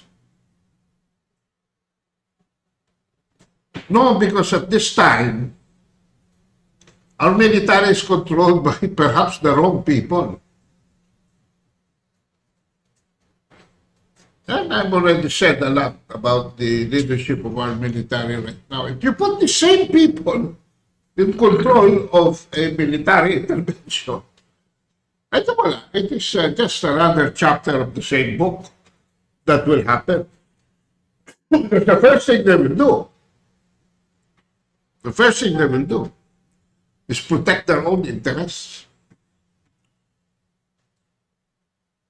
Instead of military intervention, given the accidents of the situation at this point in our history,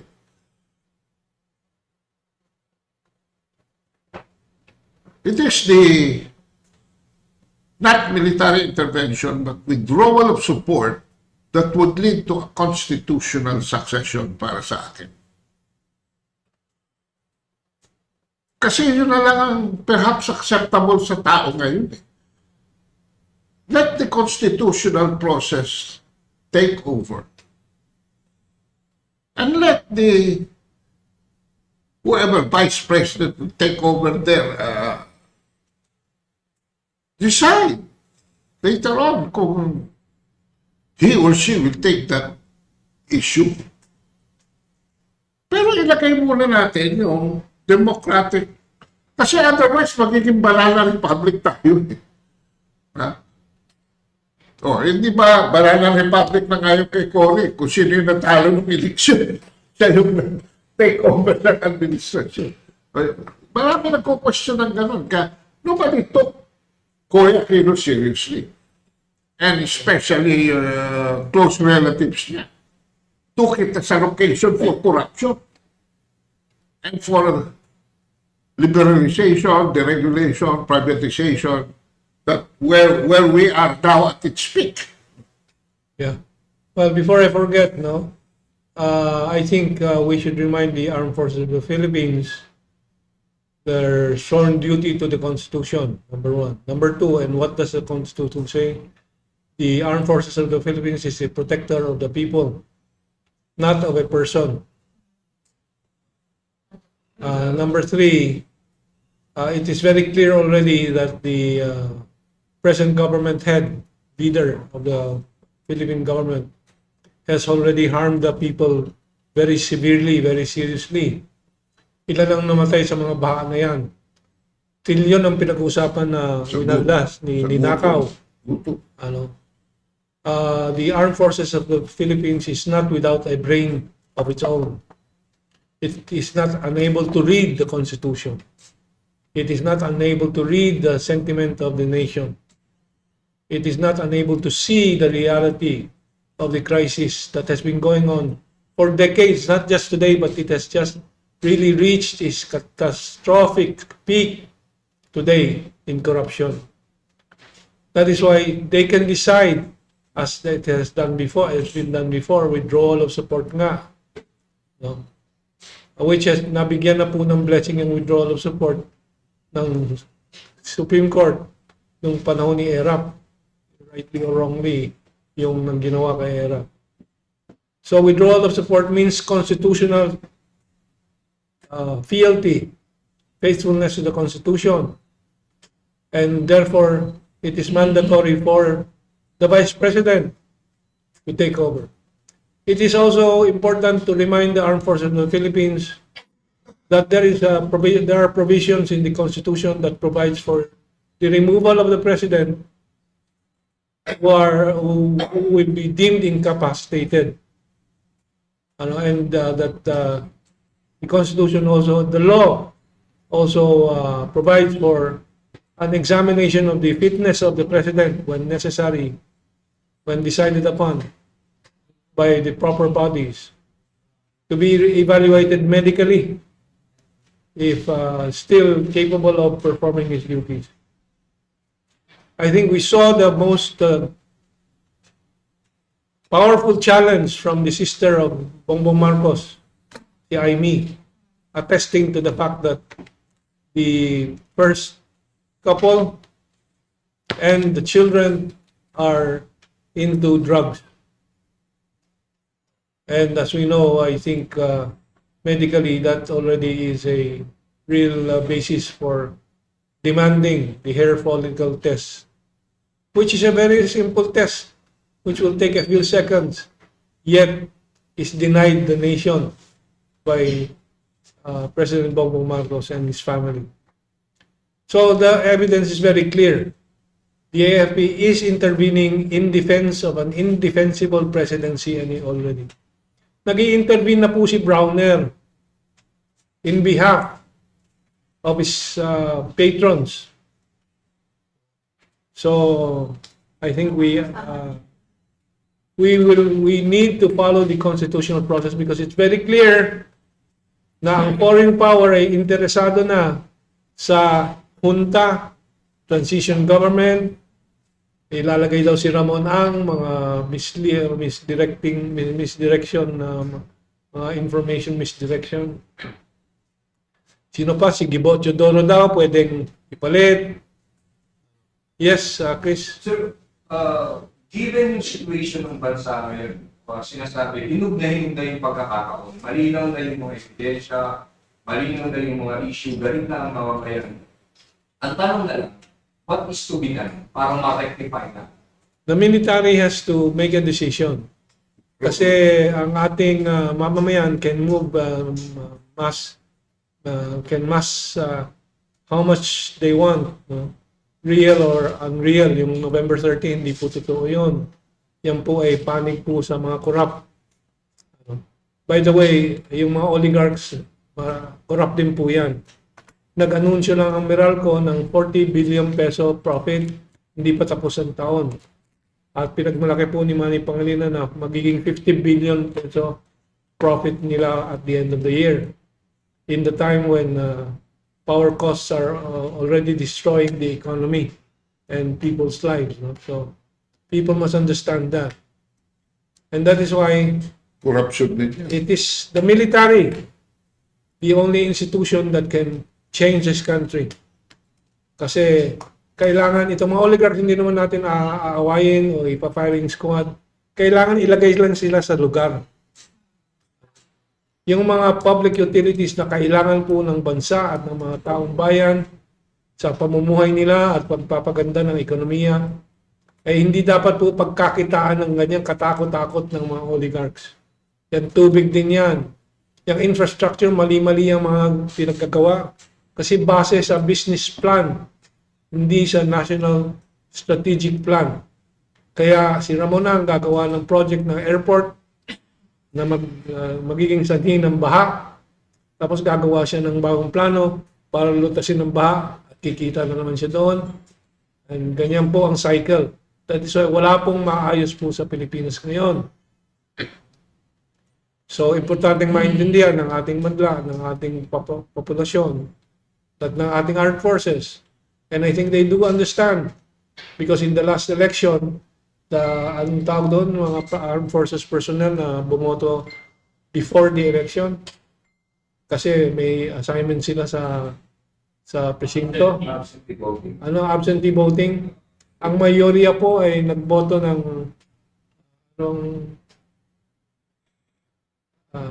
I forget, remind me. Late absentee vote. Yeah, late absentee voting. Ano naging resulta ng boto nila? Walang nanalo. sa bagoong Pilipino, walang nanalo. Wala sa mga kandidato ni Presidente Bongbong Marcos ang nanalo sa late absentee voting ng libo-libong mga sundalo, mga public security workers that were on duty during the election day itself. So they were the late absentee voters.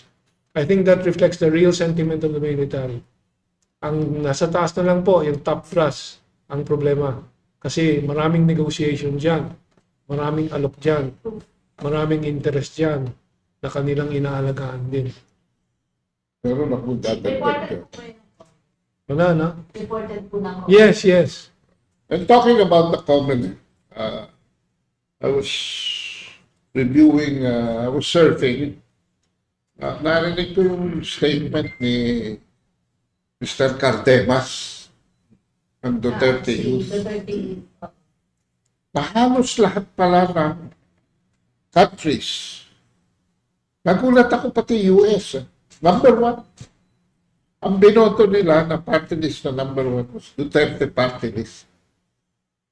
sa late absentee voting, Duterte party list. At karamihan ng kanilang mga suporta nakuha from, kasi mga ROTC yung dalawang nominee. Nakuha nila ang suporta ng mga uniform personnel natin. Anong ginawa ni George Garcia? Now that you mentioned the Comelec. Pati Comelec kasi natin tagilid na. Anong ginawa? Sa mga katiting na mga issue na minention niya rin sa tape, dinisqualify sila. Usually, pagka ganyan, pinayagan mong tumakbo. Legal yun eh. Pinayagan mo, parang si Grace po. Legally, she was given due course to run. No decision was done on her citizenship, but she was given permission to run for president. Why? Because an election is basically a political process. The people is the absolute sovereign. If at the end of the day, nanalo ka senador, di ba? The political should take over the legal aspect because the people themselves have already said, party list ka, number one. Ano nangyari dyan sa isang distrito sa Manila? Proclaim ng Comelec yung nanalong congressman. May question pala sa citizenship niya. Pero proklamado na yan eh. Dapat yan, diretso na sa House Electoral Tribunal. Kasi naproklama mo na eh. Pero hindi, nakialam pa rin ang Comelec at dinisqualify. At once, in-install yung number 2. That's grave abuse of discretion. Yung actually legal group namin, nandun sa agenda yan, kaya lang sa dami ng issues na dumating na, hindi na namin we were also supposed to go for the impeachment of George Garcia already. Pero natapakan na kadami-daming issue, lalo na paglabas nitong corruption. Yeah, anyway, let's move on. So, yun lang. Kasi I think I should mention that kasi si Carmentong is one who is very much against elections. Diba? So, Siguro magandang, ang daming magagandang mga topics na discuss ngayon. Pero, isa lang ang nagbubuko na hihiramin ko yung word mismo ng ating Pangulong Bongbong Marcos. Bakit tayo umabot sa ganito?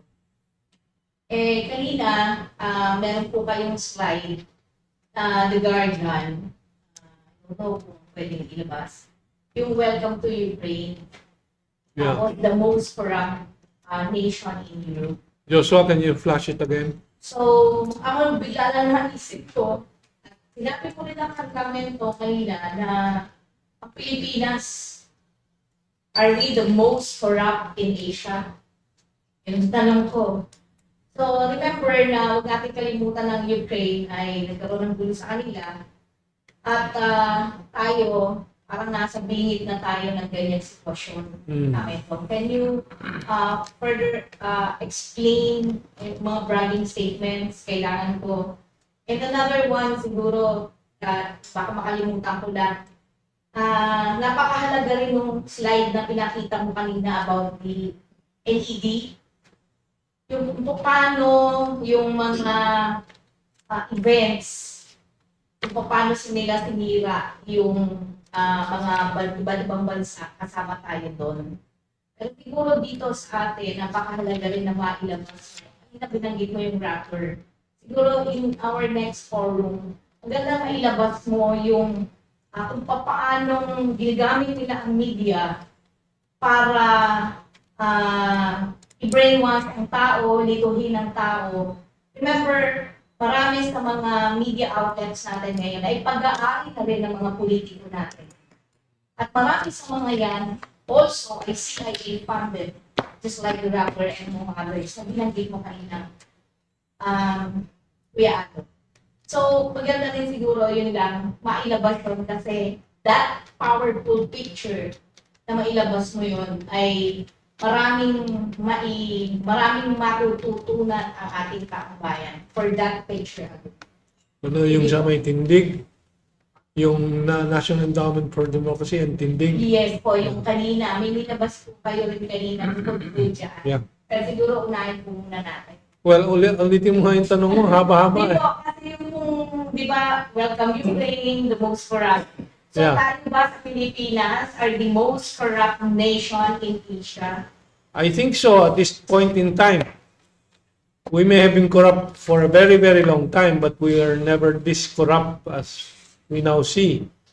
And ang dahilan din dito ay dahil nga yung mga nangungurap ay talagang wholesale plunder ng ginagawa dahil tumatakas na sila bago po sumabog yung nasabihan na sila na gagawang gera dito sa Pilipinas laban sa kung sino mang gustong kalabanin ng Amerikano. So they're moving. This is exactly what is happening in Ukraine din. And there are reports already na may mga billion-dollar houses sila Zelensky at yung mga cronies niya sa Latin America, kung saan-saan. Because they're the ones, exactly what happened in Afghanistan. Nung bumagsak ng Afghanistan, lumipad by helicopter, crate ng mga pera at it's just keeps being repeated, and we're in danger of being in that situation again unless we get help from the military to follow the Constitution, check the health of the president if found unfit to allow the Constitution to operate, and follow the succession rule. No? Okay, so itong pangalawa. Yan, yung kay, Ano? ito, actually ito, Kado, ang ganda nito eh.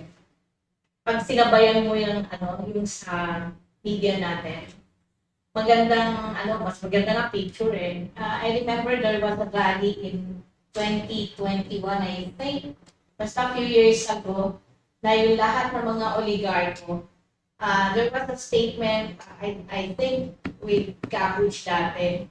Sinabi niya talaga na the real enemies of this state are the CIA and the oligarchs and the pink ones or the yellow cards kung tawagin niya. And also, etong mga pulahan, etong mga CPP and PA. So, can you comment on that? And, yan, maganda yan. Pati yung mga media nga na Actually, itong information na ito is readily available if you Google it properly or use an AI, DeepSeek for instance, and all that. Makukuha niyan. Isa lang ang dinagdag ko dyan eh. Out of personal knowledge.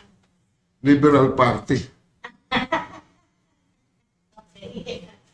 By accident, I found that out. kulang nga yan eh. Kasi Dahil yung isang naging fellow ng NDI, the late chairman of the Commission on Human Rights, Chito Gascon, nung siya ay tinetrain ng NDI sa Amerika, I was still there. At ako nag-host sa kanya sa bahay ko. So, maayos yung information exchange. At ikinagulat ko na later on, nung na-set up na nila yung with Mar Rojas, yung Liberal Party, one of the sponsors pala of the Liberal Party is the Ayala Corporations. So, matindi yung sabuatan ng foreign at saka mga oligarch. Although wala naman akong ina-accuse sa kanila na crime that was committed. Pangalawa, itong aspeto ng corruption. If I remember it right, the one holding the bad egg before was Malaysia because of the 1MB scandal ni Najib Razak. That's only $1 billion. $1 billion lang yun, ha?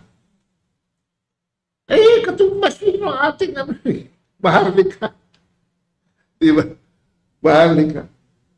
Na naging advisor pa ngayon ni Marcos yung tao na nag-set up doon sa Malaysia. And doon nila nakuha yung idea. Ginawa naman nila rito. But that's only one of the things. In fact, ang liit itong $1 million.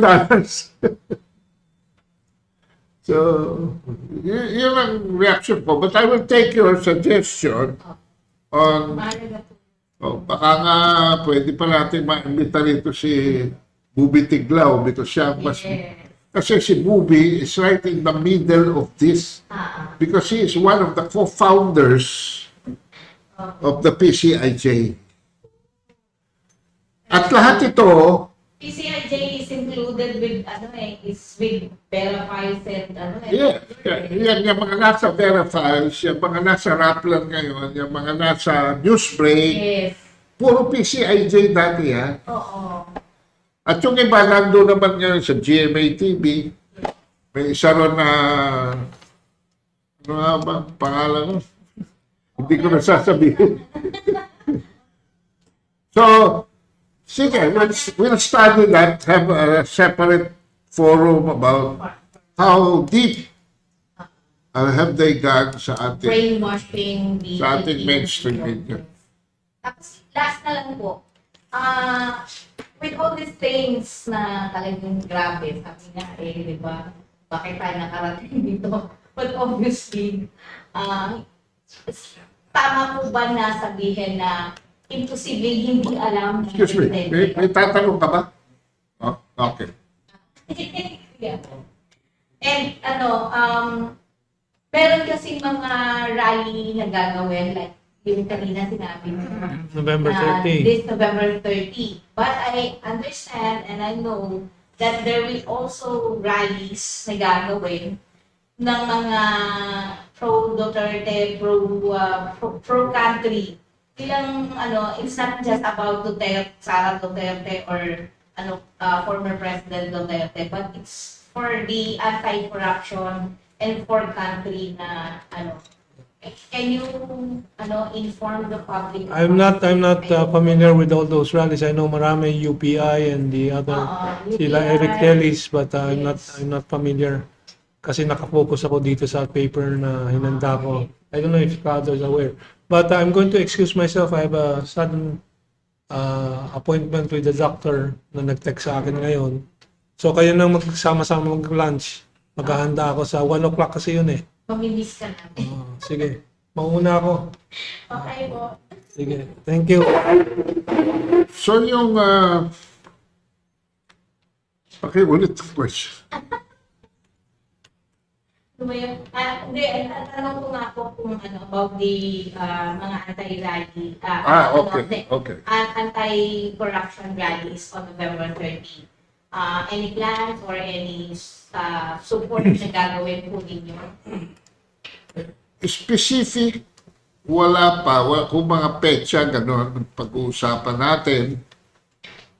But before I go into the future rallies, I would like to also mention na itong grupo ng Trillion, pangalawa na nila ito, di ba? Sila yung September 21.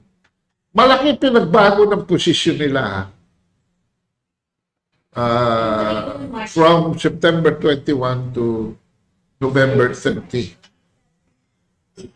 Kasi ngayon, at least merong ambivalent acceptance of constitutional and democratic processes. Ang tansya ko dito, to the credit of Bishop Magaforo, I think he is serving to be a magkakaroon ng synthesis ang mga posisyon. Kasi masyadong diverse ang mga posisyon nila. Masyadong diverse. Nagkakaroon ng synthesis because of the presence of the bishop there. Kasi dati, talagang may grupo na ayaw umalis si Marcos. Ngayon, humihingi na sila ng accountability over Martin Romualdez. Dati nandun eh. Well, no mention of Marcos. At the same time, may grupo naman Marcos resigned, Duterte resigned. May grupo naman na strictly constitutional succession. And I think the good bishop is doing a good job at synthesizing this. And I hope that eventually it will just settle to where UPI is coming from, because no matter how much I look at it, the country will be in its safest. Kasi dito pag take over ng kung sino, ang dapat isipin natin, yung bang sino na yon can lead us to hit the ground running towards a real recovery. This time twice over. No? Twice over the intended recovery from COVID-19. Dalawang salot itong hinarap natin eh. Yung ibang countries, isa lang eh. COVID-19 lang eh. Tayo dalawang salot eh. COVID-19 at saka si Marcos. No? So, moving forward, if the Vice President takes over, what the Vice President or whoever will take over, ano dapat ang expectation natin? Pag nagkamali tayo sa transition dito, lalo tayong lulubog. Alam niyo mga kabansa, I was in the middle of yung recovery natin, after the 1984 economic collapse of the Philippines. 1984. Nagkaroon lang ng traction yan. 8 years after. 8 years after. Nung magsimula na yung administrasyon ni Fidel Ramos. And I could say that because I was in the middle of what was if you remember, the mini Marshall Plan. At noon, katuwang pa natin ng Estados Unidos. Because tayo ng Estados Unidos noon was okay pa, economically. Ang tayo niya sa mundo was very strong. Accepted ng mundo yung the fact of one superpower. A unipolar world. And so, itong mini Marshall Plan, yung Washington DC, Philippine Embassy sa US ang naging nerve center nito. Because we had to solicit, the first thing we were able to solicit and lobby for, if you'd remember, was the $800 million US dollars. How much is $800 million US dollars in 1986? But it took America to give that to us. It took them 3 years pa. Yung transfer ng pondo started in 1989. And kung nakikita nyo ngayon ng General Santos, doon namuhos siya.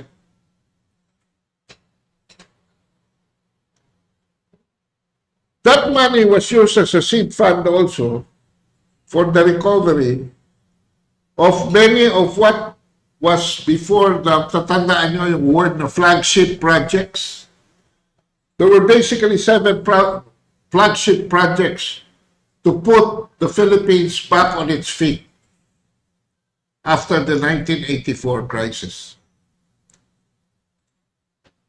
Nandyan yung Clark Subic, meron sa Negros, may mga flagship projects regional. Hindi biro to put an engine, a national engine that has stopped, back to job starting it again. It took 8 years. Karamihan ng nasulisit namin sa Europe, from France, from Italy, from Germany, from Austria, in what was called the Multilateral Aid Initiative. Pumasok lang nung panahon na ni Ramos. So, hindi agad-agad, no? Kasi parang ano yan na-stack up na makina. Hindi agad-agad na itutulak mo lamang ay aandar na. At I was proud to say, I am proud to say that I was part of that mechanism.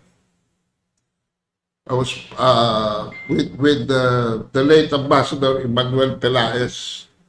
Did you know that the US had to appoint an ambassador at large to team up with Pelaez para sila ang magpunta sa Europe at mamalimos para sa Pilipinas?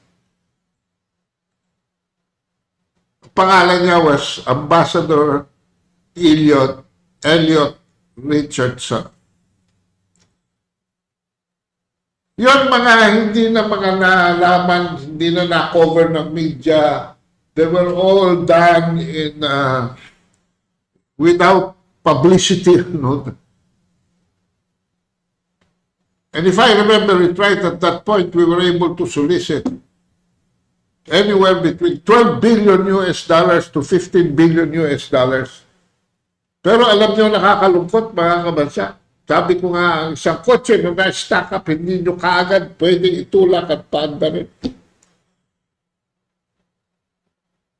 Siguro 4 to 5 million dollars lamang ang talagang nakarating sa atin. Not because the money was not available, but in economics, there is such a thing as absorptive capacity. Hindi handa ang Pilipinas na tanggapin yung laki ng pera. Kasi wala mga available feasibility studies. Can you imagine, laking pera na? Out of 12, lagay mo na lang sa 12, 4 lang ang ating nakuha, plus yung 800 million na galing sa US Congress.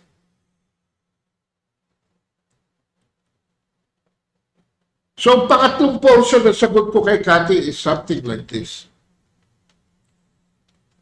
Ilang taon na aabutin ito? Pag hindi pa nag-resign si Marcos ngayon at wala namang pupuntahan kundi palubog ng palubog, baka ang susunod na maging priority ng mga rallies and protests ay mapunta sa civil disobedience. Pag nangyari yan, lalong babagsak, mga kabansa, ang ating ekonomiya. Wala na tayong pupuntahan ngayon with the present leadership. Sabi nga ni Camento kanina, indefensible. Wala na talaga. Kasi sa mga, lalo na sa mga inilabas ni former Congressman Saldico, nalakra yung exit strategy ni Marcos. Sarado na ho yung emergency exit niya.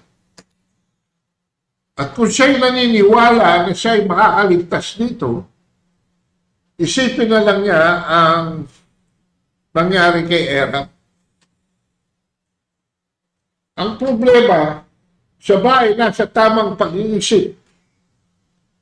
Kasi si Erap noon, miski naglalasing, nasa tamang pag-iisip, nagpakumbaba, di ba? At pinatawad pa ng tao, bumalik sa kanya. Pinardon pa. Kasi ang Pilipino, ganyan eh. Ganyan ang nature natin mga Pilipino. Si GMA din. Ano sabi niya? Nahuli siya. With her hands in the cover cooking siya. I'm sorry. Pinalampas. Pinatapos siya ng 6 na taon. Pero itong nakaupo ngayon, mukhang sa dami talaga at sa lalim ng pandarambong. Nagulat ako eh. Yung sa sinabi ni Sandy ko tungkol sa kung magkano napunta kay Sandro Marcos. Kasi, siguro 10-point level na yun ng corruption eh. At marami pa rin siyang nilalabas. So, abangan natin, nasusunod natin kabanata. Actually, wala pa nga yung estimate natin eh. Somebody came up with the analysis na bukod doon sa 1.2 na nakuha ng flood control is infrastructure, na pera. Sa loob ng 3 taon, meron daw 1.7 pa na corruption in many forms. At hindi pa matatapos siya dyan kasi may mga endemic corruption sa BIR for instance. Nung ako ay executive ng Toyota, makapagkwento na ako ng kaunti. Ako ay na-assess dahil ako ay nag-file ng tinatawag pa noon na itemized income tax return. Ewan ko kung meron sa inyo nagpa-file ng itemized tax return, no? ITR. Internal Tax Return. Meron akong notice na tangkap. So nagpunta ako dun sa dala ko yung mga supporting papers, gano'n. Nung aking mga deduction, sa loob ng isang saradong kwarto, umarap ako sa isang BIR executive. Aba, hindi interesado sa dala ko. Sabi niya, na-assess ho kayo ng na-assess ho kayo ng 18,000 possible disallowance sa mga itemized deductions niyo. Magkano ho ang proposed settlement ninyo? Yun lang tinanong. Ito nga ho, dala ko nga ho, mga papel. Huwag na ho yan. Mag-aaksaya pa ho tayo ng panahon dyan. Magkano ho? Sabi ko, alam nyo, hindi naman, empleyado lang ako dyan. Ganun ka dito. So, mga 5,000 ho. Tumawad siya, 8. Okay, sabi ko. Magbabayad po ako ng 8,000. Ang laking pera yun panahon na yun. 8,000. O sige ho. Kinuha yung 8,000. Lumabas. Dadaling ko sa kahera. Pagbalik niya, may resibo ako. May certificate of full clearance. Tuwa na. Sa tuwa ko. Sa kotse ko na naisipan na tingnan yung resibo. Sa binayad ko ng 8,000, nakalagay sa resibo 3,000. Napunta yung 5,000. Kinukwento ko sa inyo ito kasi hanggang ngayon pala, ganyan pa ang nangyayari sa BIR. Dahil dito sa scam na pinubato ko sa BIR, at yung aking experience is just a microcosm of the corruption going on. E paano yung mga negosyo? Di ba lahat ng negosyo ay nagkakaroon niya na ha? So paano natin i-address yan? Ang Estados Unidos, nagsabi ng pinaka-corrupt na agency daw dito ay Bureau of Customs. Paano natin i-address yung Bureau of Customs? Doon sa mga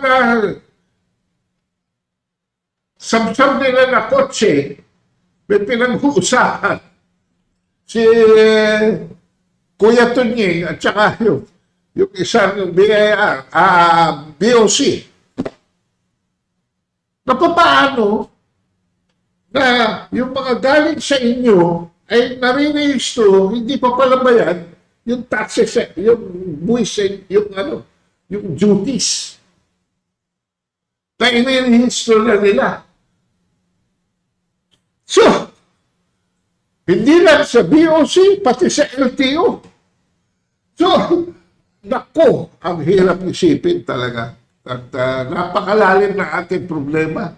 Palagay ko, kung sino man ang papalit kay Marcos, hindi kasi ang 6 na taon for a full recovery. Yun lang aking masasabi. Do you think, sir, sa ano mangyayari? Itong big drive, anong pwedeng mangyari Sa sa renta? November 30, Yeah. well, they're saying that there will be 100,000 in attendance. Ako naniniwala that they can produce that. Kasi sino ba mga usually nagpunta? Di ba nyo napansin? Kung kayo ay, kasi nung September 21 to avoid the traffic, doon ako nagdaan sa Green Meadows. Sa Kapitolyo ako nakatira, diniretso ko yung pababa ng Kapitolyo. Sa EDSA. Lumabas ako sa Ortigas, kumanan ako, tapos kumaliwa ako puntang Green Meadows. Tapos, pagdating nyo sa pakaliwa, paakyat, papuntang White Plains, doon ako nagdaan eh. Ang daming school bus. Big and small.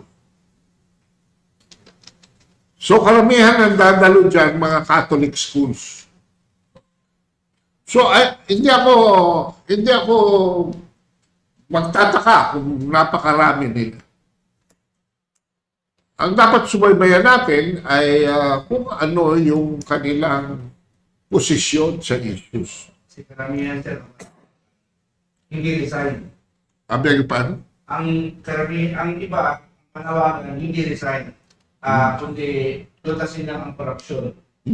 Yun lang ang manawagan. Yung iba malabnaw na mawala korupsyon. Sabi ko nga, hanggang kaliwayan. Ang nag-announce pa nga yung bayan, di ba? Yung kapangalap ko, siya yung hindi ko naman kilala yun. No? So, extreme. It's actually what you call, the Venetia calls as a rainbow coalition. Kasi may mga talagang kaliwa-kaliwa dyan. Pero namang medyo kada na right of center na kaunti, katulad ni Magaporo. So, doon natin palagay ko dapat tingnan kung ang liderato nila ay finally sasama na sa liderato ng UPI. Kasi yun ang pinaka-mainstream na posisyon for a peaceful and constitutional succession. Okay? Maraming salamat po.